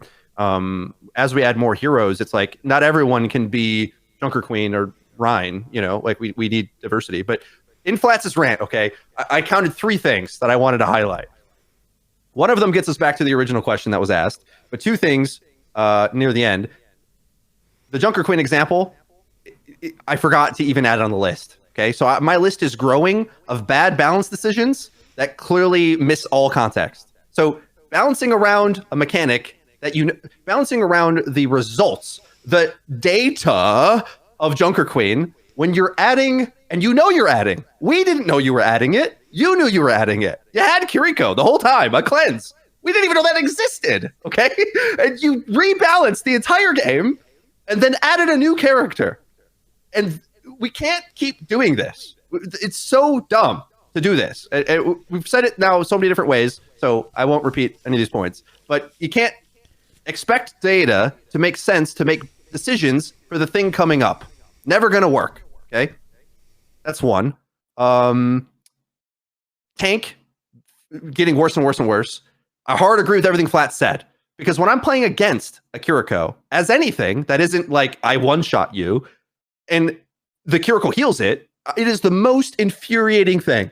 But then I play the game as support, and I'm like, well, I own the positioning battle, or I am the one who gets to, as long as you don't like throw by flanking with Kiriko, and you actually just play your position, it's like, I control everything. That's what it feels like to me, honestly. And it's all in my hands. Like, you can't die, boom, and I'm out. Not only can you not die, I can't die. So like this idea that support's weak, man, it's just, I try to go duel anything off on its own against a good Kiriko. That's what I want to say. It's just we're so lucky that so many Kiriko players are bad, and I don't just mean bad, like god awful, like putting their ults into the dirt. Okay, like the potential of the hero and the skill level of the players playing it is probably one of the widest gaps I've ever seen in the history of the game. Maybe the only thing close is like Brig, right? Is where like you're missing the entire point of the character. And part of this comes down with the communication, right? Where they think they're supposed to kunai. And it's a thing you should do like 20% of the time if your name is ML7, and everyone else 10% of the time. And you'll be GM, I feel, like just by doing that and like playing your position. And it controls so much of the game. So anyway, there's that. Now, point number 3, and another thing. I'm going to be here for another hour. Even though the premise of the question, originally, that started this conversation. I resent this question so much, and I forgot how much I resented it. I should have said this in my first answer. Shake up the meta. No. That's what they've been doing, and it's stupid to do this. It's stupid to be. People just like to change the game. Really? Because half the time you make it suck, and it was good, and because you just want to make up your mind. Okay? Are we balancing to make the game better, or to shake up the game so different things happen? Are we rolling the dice? Because if so, just add a hero draft, for God's sakes. Like that shakes up the meta, because each game you have a different experience of what's going to come out. You don't have like, how do I play ranked when Hog is unkillable? Do I play my heroes? Nope, you get screwed. You better learn Hog. It's like, well, do I try running another comp? Well, nope, you're screwed. You got to run Hog. It's like the answers are simple. The way you shake it up is by having a better format is the point. And not making the balance mistakes that we've been making. It's like everyone always approaches this by how do we balance more and have a better result? No. Balance smarter and less, actually. Shaking it up is the problem. It's been the problem forever. And I would have hair if it was not for this community opinion that actually believes just rolling the dice on these things is ever good. Because I feel like 75% of the time, it's terrible to do that. And we just create more problems that we never get to fix. And they prolong and move it down the road just for different things' sake. We don't need to shake up the balance. They're adding characters. Why do we need to randomly change things? Change it around the new characters, yeah. Like, I don't know, when we play test Kiriko and we're like, Hog might be like unpunishable. Have you ever thought of that? I mean, how long did that take us? 10 minutes? Say I told you so. Yeah, and we all agree. We're like, yeah, you're right. Actually, yeah, he can whole hog and kill your whole team, and he's all the basic logic of the game now doesn't make sense. So why make any of those other balance decisions previous to Kiriko when we know she's going to be added? Like you gotta be proactive at some point. Like this reactive strategy, they keep doing it. I'm going to keep saying it's dumb, and it's going to keep producing bad results. And it's going to suck that we're going to need to get to season 3 when they add a new whatever they're adding instead of a hero, and then eventually get a decent patch for a couple weeks. It's going to be by this schedule. This is what I'm projecting. Okay, we timestamp this and look back to this, and then we'll be happy for a little bit, and then they're going to shake up the meta because we can't play a good meta for more than a week. We got to shake it up. They're going to both shake up the meta and add a hero. And then who knows what, we'll be on the whole train again. Okay, it's gonna keep happening. I've lived this life for so long, dedicated my life to this game. I've seen this before. It's not like I'm speaking, but guessing. Okay, it's just we have all the data of 6 years to know. Like, this is what's gonna happen. All right, sorry. This is no. It's a very good rant, and ironically, sometimes it feels like we stay on the metas that are the worst. Like we've been in Sojourn land for a while. We might stay in Hog land for a while, but I think so I want to try and be fair. Where I'll give the devs credit is that as they release new heroes, they've tended to not be solo queue broken. They've tended to first go dominant in the pro level, and then everyone's like, oh, this ability is broken, and so let's exploit it. Now, the flip side to that is that it's all come from a fundamental, again, misadvertisement and misunderstanding of their own hero, right? So again, we kind of brought this example up, but I'm going to try and summarize it again. Jungle Queen, what was strong about her? Her shout. Nobody really clocked it immediately. Certainly it wasn't advertised like, this is the shout queen. Like, she'll rally everyone together, and that's how you play her. Turns out that's how you play her. And again, it's weird because Lucio Brig become the best support comp, which someone in solo queue would be like, that's insane. I'm dying with that. But no, the collection of that, for the players who understood how to play the game, was the optimal way to play. Then we have Kiriko. Again, it's like just heal bot. Oh, this is for the DPS players. No, stop. Heal bot, Suzu at the right time, Kitsune Rush, easy win. Now we have Ramattra, who again, it feels like everything that was advertised about him was a lie. I know this was a great Ramattra debate, and we didn't really speak too much about Ramattra, but I think we had other important things to discuss as well. But it feels like another lie where it's like we get this trailer where it's like he throws this thing and he plucks mercies at the skybox, and then it's like you get into the game and you're like, this shit is whack, dog. Like, this doesn't even properly pull them down half the time. All the people with mobility just fly and roll out of it. The only people that actually screws over are the people without mobility, who are just like, oh my god, I can't even AD anymore, and I'm just getting farmed with headshots. Meanwhile, Sojourn is like, slide, and she's like pieces out every time you do it. So it's like, the thing that was supposed to be sold, and again, it's like, you're playing for the Nemesis form. The Nemesis form is the badass thing where you're going to get all these kills. And sure, that's where you get all the highlight reels. But then it's like, it might turn out, as Freedo's alluding to, that like actually the best way to play him is just Ramattra forever, right? Like, just sit there, pop your ult, Ramattra forever. And the other Ramatra's like, Ramattra forever, brother. Let's hope our teams kill each other. Let's go. And they're just standing there on the payload holding X on each other, right? And it's like, that was the funniest clip I've seen in a while. And do you want another laugh as you're talking about like the thing you toss to pull people down not being a threat to flankers at all? Hog hook is more of a threat to flankers and high mobile heroes than that ability is. It's just funny. Legit. I had a game yesterday where Kiriko had 18k healing, the Lucio had 8k, and the Hog had 11. And this is the thing, though. This is where like I think the frustration lies. So I think when we rant sometimes, you know, people say, well, we're entitled babies or whatever, and we're being mean to the devs. But I think this is where your trust erodes a little bit. And I don't know if it's a marketing issue or if it's a design issue, right? Where it's like, did you market the hero wrong, or did you not understand what the strength of the hero was, right? Because when in the hands of these players, this turns out to be the broken thing.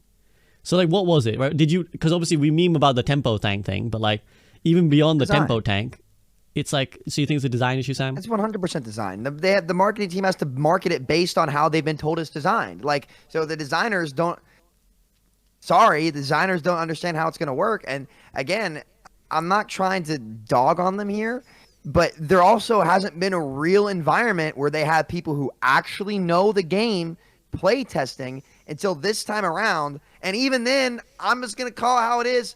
I'm sorry, but the streamers who are getting access for content that are like Diamond should not be playing in the Overwatch League lobbies. I'm sorry, because it's not real practice. The point of it should be, it needs to be real practice for these guys to get in here and honestly do Blizzard the favor and save them the trouble of, I love our colleagues. They're great people and they do great. They put out fantastic content. Ruben's got the best mustache I've ever seen in my life. Like, have you seen that, dude? Like, come on, right? But, you know, it's counterproductive to Blizzard and having them help themselves when they can't get accurate feedback, because the reality is most of us don't know what we're talking about when it comes to the game, and it's not an accurate testing environment. The purpose of it is to get content for creators, and the pros should be able to go test it as pros to give actual valid high-level feedback to the devs so they can stop balancing reactively like Freedo said and start balancing proactively, because the reality is it's not doable unless you kind of have that environment. So I think that if they can get that in there and start getting that like proper feedback, I think it'll help them a lot. I think it'll help the streamers a lot. I think it'll help everybody a lot, because we avoid all this mess whether people feel like it or not. And I think it's the best choice for everybody.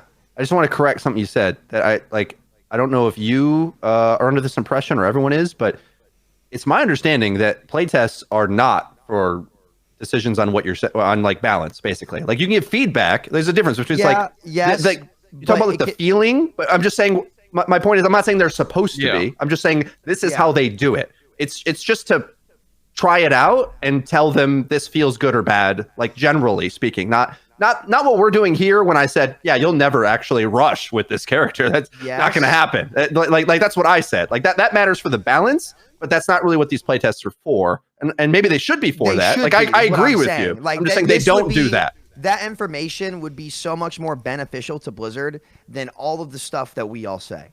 In my opinion, I think that would be so much more beneficial to them, because they can get accurate, precise feedback of a real environment where now we're not in 6 weeks later into the season like, the high rank meta sucks, this is blah, blah, blah, whatever. But maybe just 2 to 3 weeks of insight, like, or just that insight could give them a patch 2 weeks earlier where they can like address this. The point is, it brings them more time and gives them a wider margin for error, that especially when like a lot of people like to dog on them, myself included sometimes, about this stuff, they can just get more accurate information. It's all about giving them accurate information that goes beyond the data, the feelings that we've been talking about that only these players can really pull out and find first. That would just be very intuitive to help them out and like get over that hurdle. And I just want to see them succeed in that regard. So I'm just going to say what I think, and I have a feeling that a lot of pro players would agree with that statement. I think that's genuinely going to be impossible.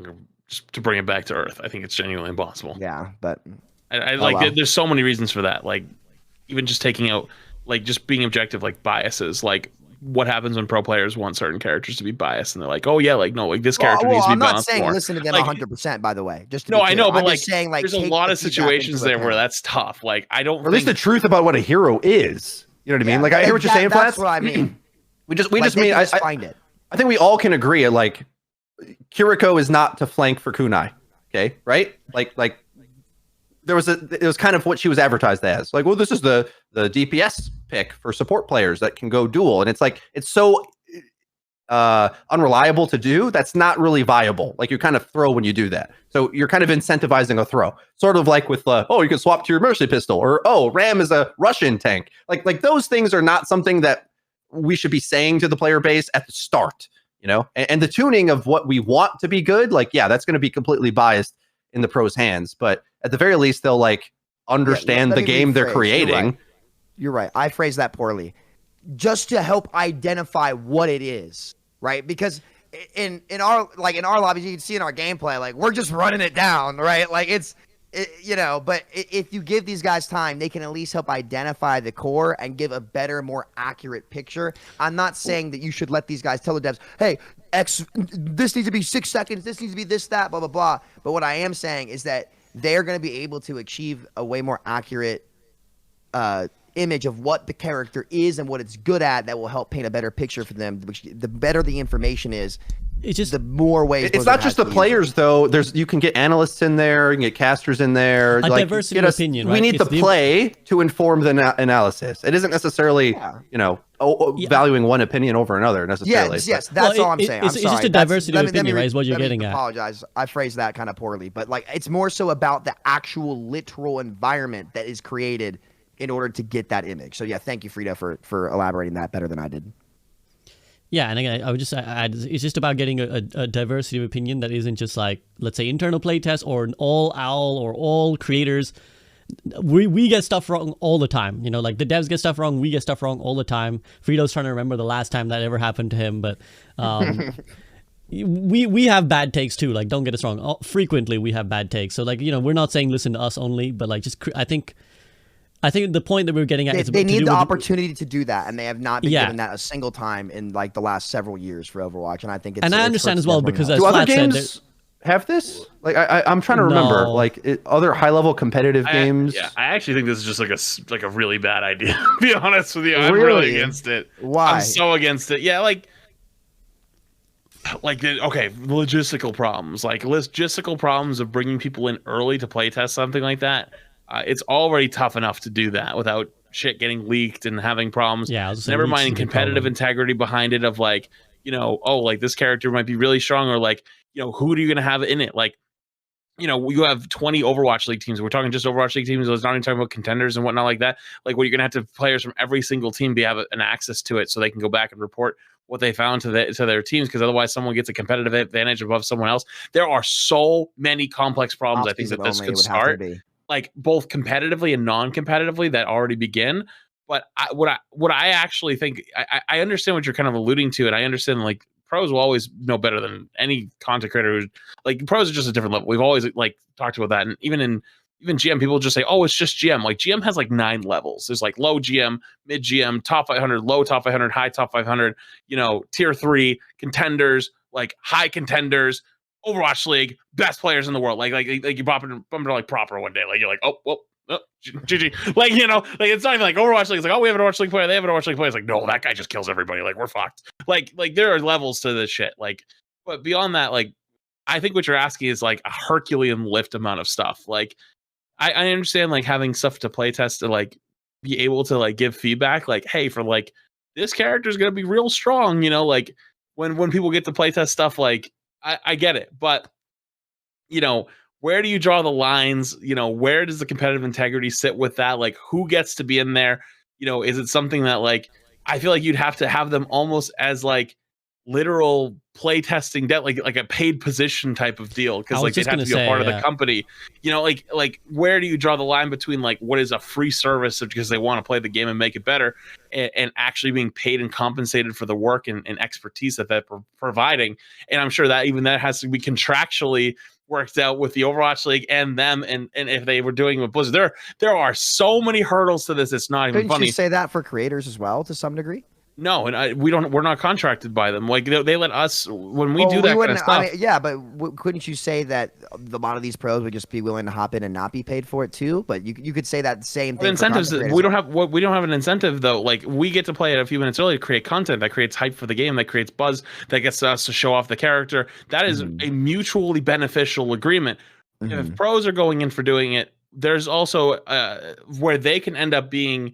Getting a literal leg up on the competition of understanding. Now, I agree. Like, I think this would have to be something that could only happen in the off season. I don't think that this is something that can happen during the season. But then it's like, who gets to get in? Who gets to decide? Like, there's a lot of questions here.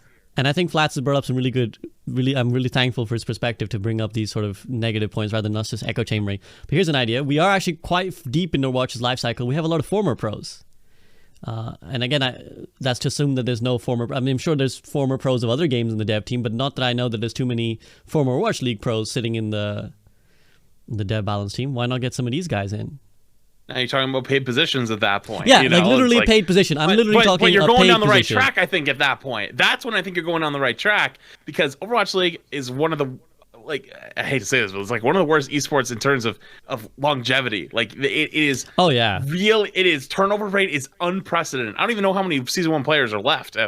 Like I only one I remembered was Dante, and I think like did Dante retire? I think like I don't even know. Like he's been let go LFT. from his team, hasn't he? He's LFT. Yeah. I think Okay, a no-brainer would be Jake. I think that's a no-brainer. Like guys, I think Jake's coaching a team though, isn't he? Like isn't Jake like the Outlaws? Like then it's that point then he has insider knowledge of what's coming, you know. So, again, I think this would need to be like a more of an there's so many thing. there's so many former pros though. There's a long list of things that we could go down. As I just personally think that it would be beneficial to Blizzard to some way create that real environment where they can get a better picture, because we all, let's not deny like that picture that they would paint would be a more realistic picture about what's to come than anything that we get to do. And I think, I'm not sure how, obviously the logistics need to be worked out, but I think it would be very beneficial to Blizzard to consider getting some of those guys in there and getting like real true feedback about and a real picture of what these characters can look like. Because had we had this for Heroes Light, like it would hopefully stop things like Brig from happening, which again, I don't think that'll ever happen again. If Ram ends up being a blocking boss, it would stop things like that from happening and just help them get a little bit ahead and get that little bit of advantage. But you're right to bring up those logistical issues, and obviously an advantage during the season would be something that you absolutely must avoid. But at the same time, if they can find a way to, whether it be former pros or whatever, I think it would really help them.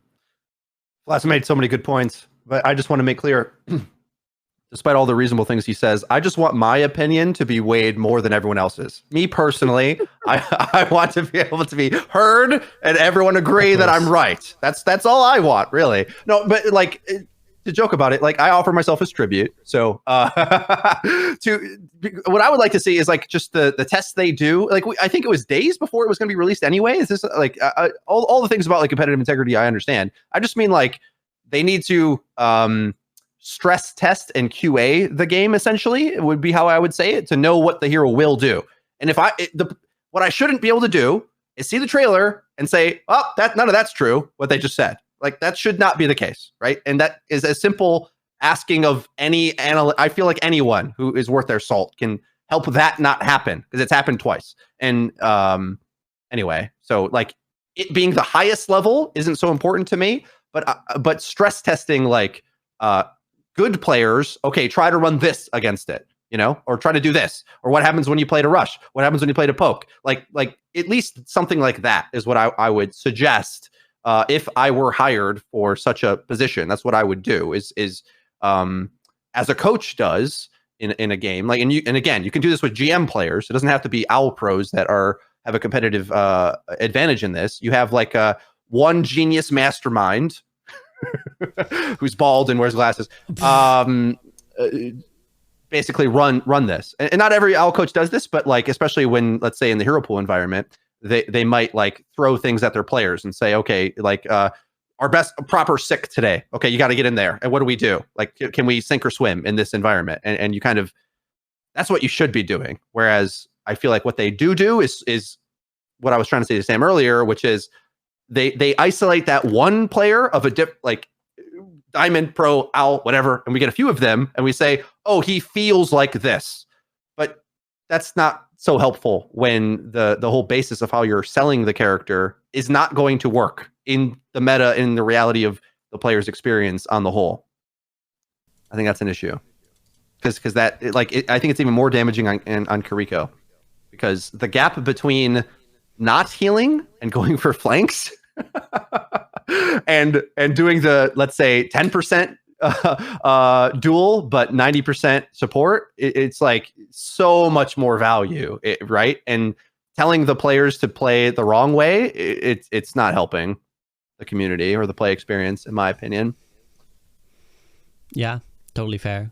I think this goes back to the idea of reactive balancing as well that we were first initially talking about, which is that sometimes like some of the changes can be arbitrary. Like sometimes when they listen to community sentiment to an arbitrary level, like you think about the CC thing where it's like, we reduce CC and then Roadhog becomes ridiculous. And then the one thing that shuts him down, which is like Ana, gets cleansed now. So it's like, well, we have to see that coming, right? Like we have to be able to see that the cleanse is coming. So preemptively, we need to maybe think about this character who benefits a lot from being cleansed, you know, these kind of things. So yeah, any long side rail, but any more thoughts on that before we I'm going to head to concluding thoughts here. Flat Sam, anything else you want to add? No? All right. I think I'm good. Well, my piece. Okay, cool. Well, yeah, we were meant to end much sooner, but as we do, we went off on one. So, on that note, guys, let's have concluding thoughts then. Season 2 has just begun. Let's aim realistically for the mid-season patch. Ramattra will be in comp by then. What are we kind of hoping for in the next couple weeks of Overwatch content and patch cycles and all that stuff? We've got some fun modes and stuff coming too. The Battle for Olympus stuff, and they have been killing it with the skins. But what are we hoping for? I'm gonna go to Freedo first, who's making a variety of faces that I'm interested in. Dude, it ain't getting better till season 3. That's what I think. I think I ended like a season 1 podcast by saying turn the corner. And they put it in reverse. Okay. They're like, I'm going to beat the game by going backwards. Oh, I tricked it. The Ready Player One thing. What'd you say, Flats? We backed into the corner, actually. Yeah. And I'm like, we're so far back. It ain't about turning anything now. And now it's like trying to get the car started again. That's what it feels like. And oh man, like I'd love to see a hot fix patch that like makes the game feel more fun. But I'm uncertain how that's going to happen when there's like creep on the multitude of things that are kind of annoying between the matchmaker and the ranked experience and the balance of the game. And I'm like unsure like if I had to advise them what to do, it's such a tangled mess at this point. I'm like, I don't know, go back a season and change how you did this. So when it's that bad, I think I'm optimistic that after this season, hopefully they can like get a grip on what's actually going on in the game, and we don't have such oppressive things. Because if we say and all agree that like the ult charge retain is fundamentally breaking the game, and their answer is, oh, we kind of like it, and I'm like, well, that. Buckle in, because we know what that, that might be a okay plat thing where you're like in plat, it's like, oh, like I can be a big brain player and I can be the one to watch a TikTok chart and counter the enemy. I'm making the stream deck as we speak. So I get the fantasy of it, because like as an RPG player, build diversity, you learn the game, and a lot of things that come easy to us on a note card. For the new player experience, you get a sense of empowerment when you learn these things, but you don't need it to break the game for the high end in doing that. Like that's still going to exist anyway. Like that, the idea of the counterpicking thing, it was fine. It was okay. Like counterpicking was doable for metal ranks as it was. You didn't need to put the gas pedal on.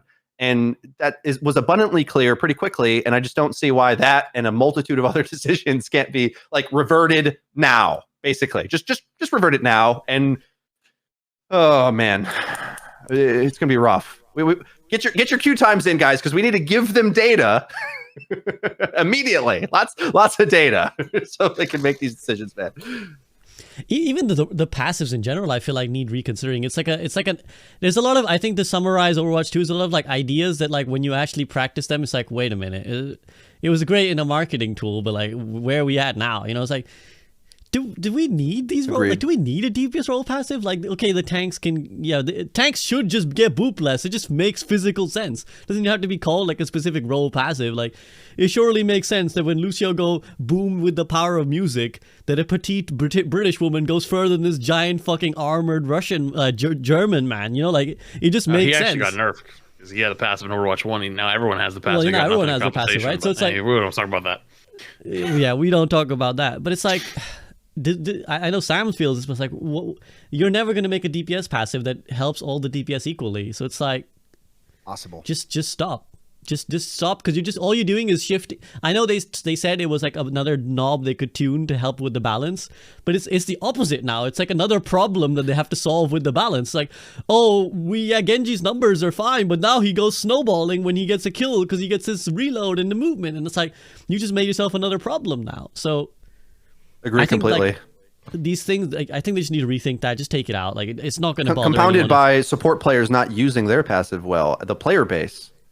And you're Mercy, expecting that to compensate, and really all it does is make Lucio and Kiriko better, because they have the mobility to get away, right, and then activate their passive. Where like you can use it on the slow ones too. It's just that it takes more effort, and the floor is higher to do that. And yeah, I don't know. That's like the player-based problem too. It hurts a player like Mercy. Again, like Mercy has the Rhine effect, where she had the passive. And now you took like an ability she's away. Still good though. I still think she is, good. but Mercy players aren't happy, right? Which is something you should consider. Yes, with her power level, but they essentially had something taken away from them. I'd say Ryan players aren't happy, but there's only 3 of them. That's true. There's not many left. I think Mercy players aren't happy, but there's only 2 of us. Hey, you forgot about the bird. He doesn't play much anymore, but you got 3. Yeah. I messed up. We're trying to end, but it's an interesting point. Maybe you'll do it on another show. But I think Mercy players want to be active. And aren't so happy with the blue beam hiding behind their DPS as their big selling point for the win rate. If you actually hear what they say, that's what they say. They want to play the support game and go in and support, not hide and be able to just run away. Like, it would be interesting to make decisions as opposed to the one decision being pocket the broken character and hide. Well, again, so much of their kit got taken away, right? Because, again, the res, I've heard a lot of Mercy players say, well, what's the point of the res? Like, half the time, the game moves too fast to get it off. It's like, leaves you very vulnerable.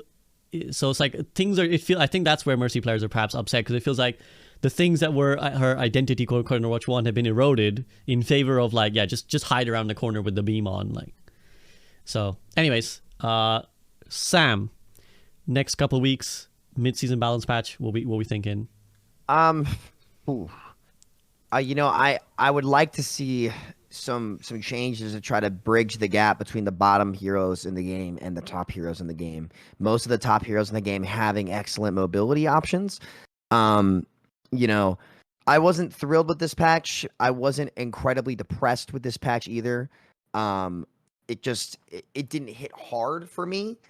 But I'm curious to see what Ramatra's going to do. I think that's still up in the air. I'm going to be playing a lot of him to figure out what I think he's going to be able to do and what he's not going to be able to do, because I personally didn't like blocking very much on him. I wanted to get more proactive on him, but then I realized when I got more proactive that I just got freaking drilled with every ability in the game, and I felt like I was playing Reinhardt. So I'm curious what's going to end up happening there. Looking forward. I really want to see them get aggressive with a lot of the bottom end heroes. I think the fact that we buffed Tracer before touching Hanzo is kind of incredible. I just, let's I don't want to say spice it up, because that makes me a little nervous. I don't know if we put it in reverse. I think we're kind of stuck in a traffic jam at the corner. There's an analogy I can make. There we go. I think there's just a traffic jam right now. It took me all podcast, man. Jeez Louise. But I'm excited to see what's next. Hopefully I can enjoy this game. It might be a Torb J Sill season for me. Flats, I mean, it's not even going to be a calm season for you, but what are you hoping for? Fuck, we're fucked. If I actually had to pick, I'm gonna just stick to my guns, go hot takes. I don't give a shit at this point. I think that you need to buff like 4 of the tank heroes. I think Winston needs a small one. I understand that he was good in pro play, but honestly, Winston was okay on ladder even when he was strong during the Zarya thing, because things like Reaper and Roadhog destroyed him, and Diva too. I think Winston needs a buff. I think Ryan needs a buff. I think Jugger Queen needs an actual buff. And I was saying this on the stream the other day. Who's the other one? There's one other tank that I was saying that actually Ball? could use like a. No, Ball actually needs to get redone. Yeah, Ball. I think Ball, if you actually buff Ball, becomes the worst character in the game because he's just too hard to kill. He has really good CC, and he's going to be like really frustrating for people to play against. So not Ball.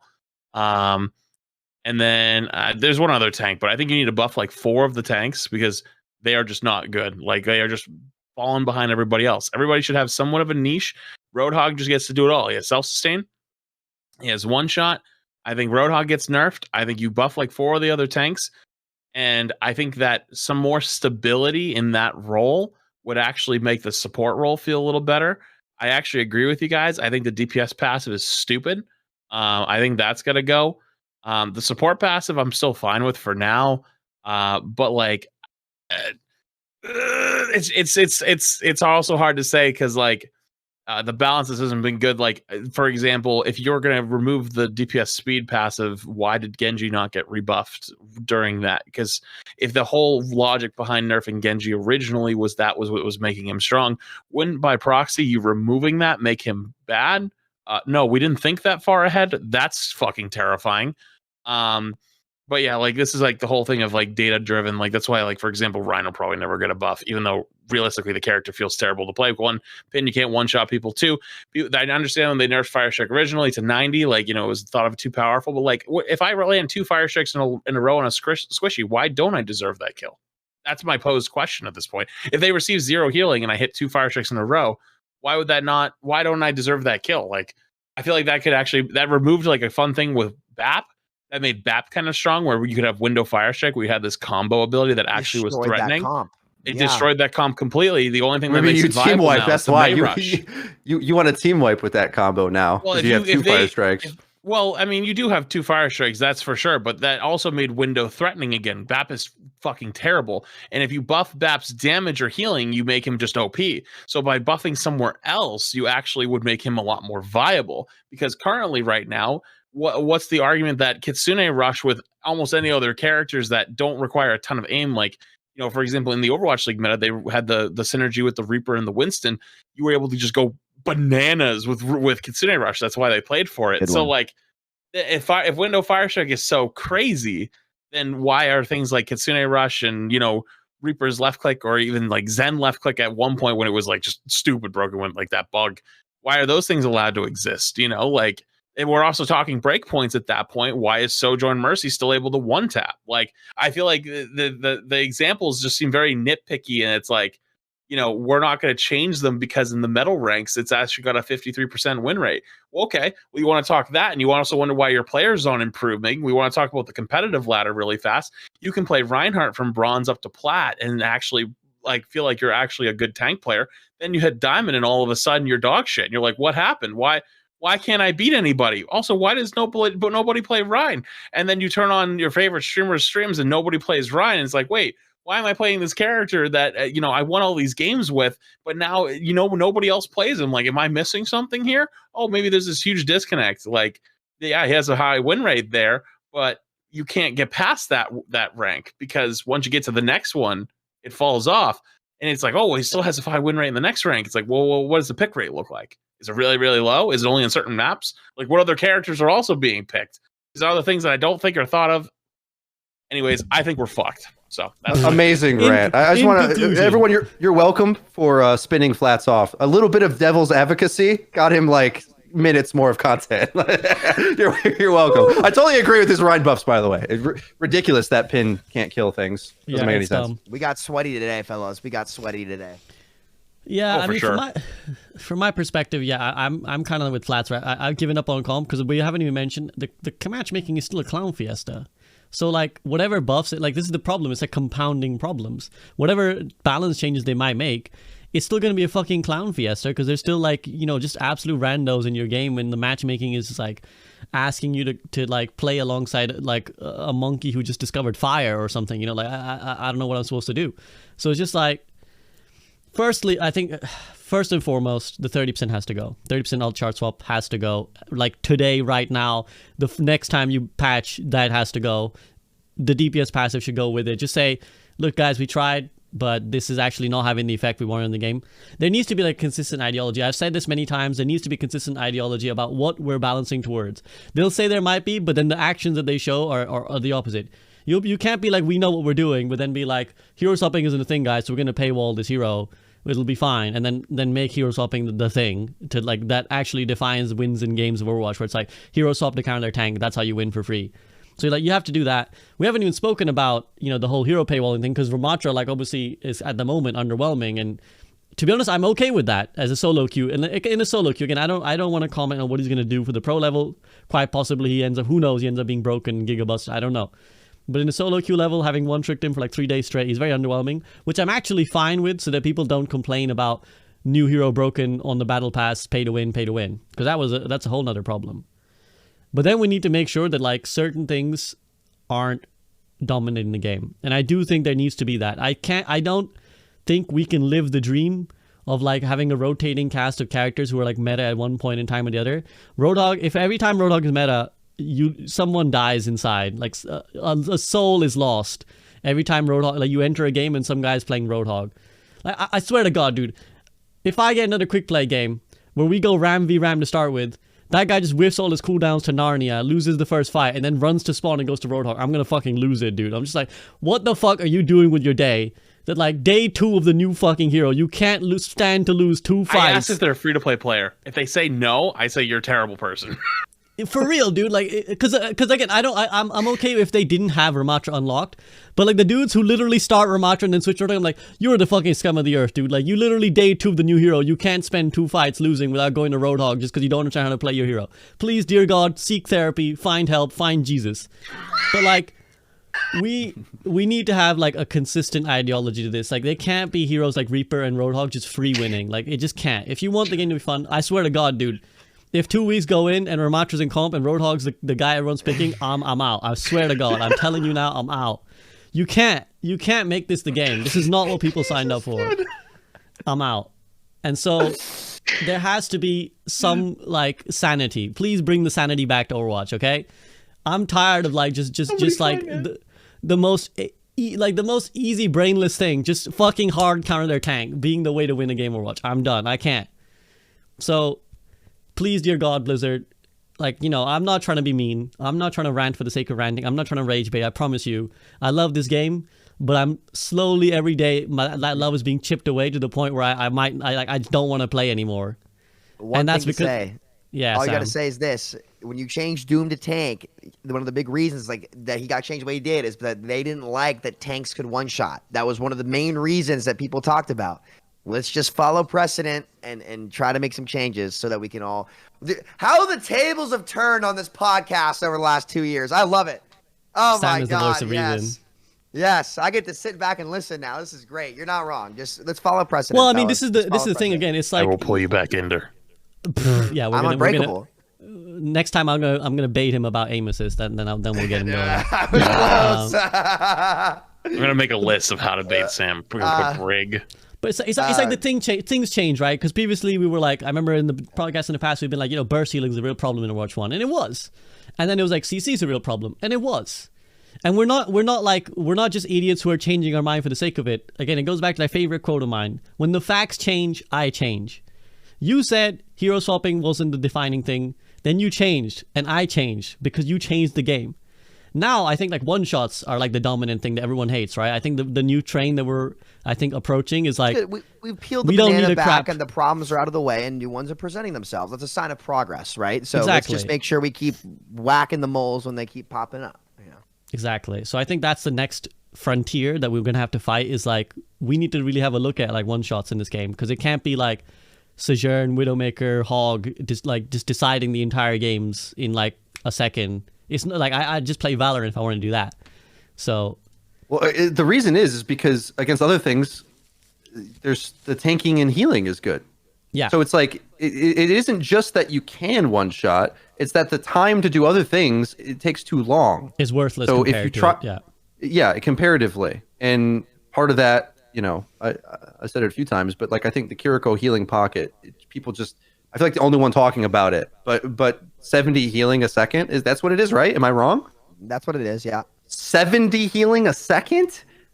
Like, and I know other healers can do more when you combine healing, but the fact that it's like across the map, I mean, it's just a mercy pocket with higher numbers. That's what it is. And she does other things too, and can bail you out with Suzu.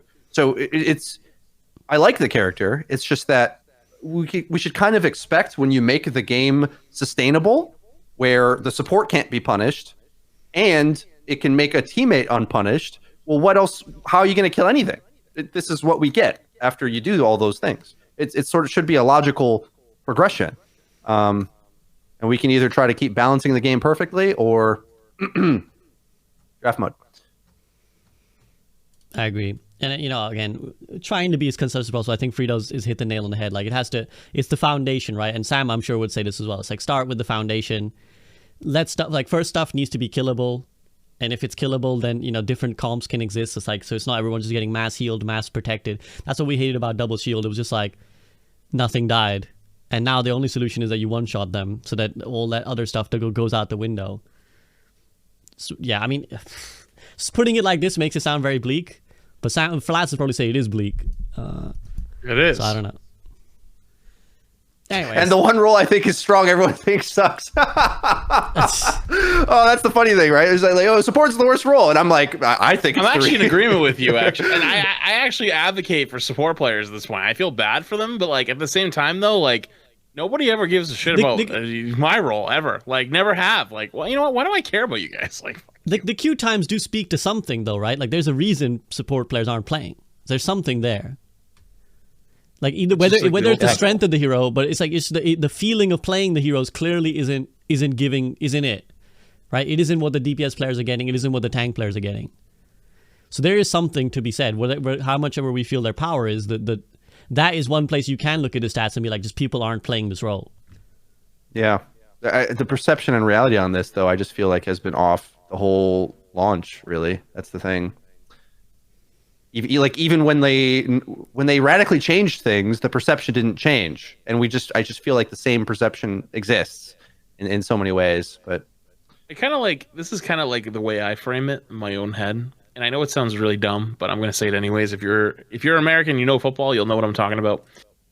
How many parents and how many kids, when they first think about wanting to play football, sign up going, "I want to be the center"? None. Everyone wants to be the quarterback, the running back, the wide receiver. Not everyone is fit for those positions. The other positions matter just as much.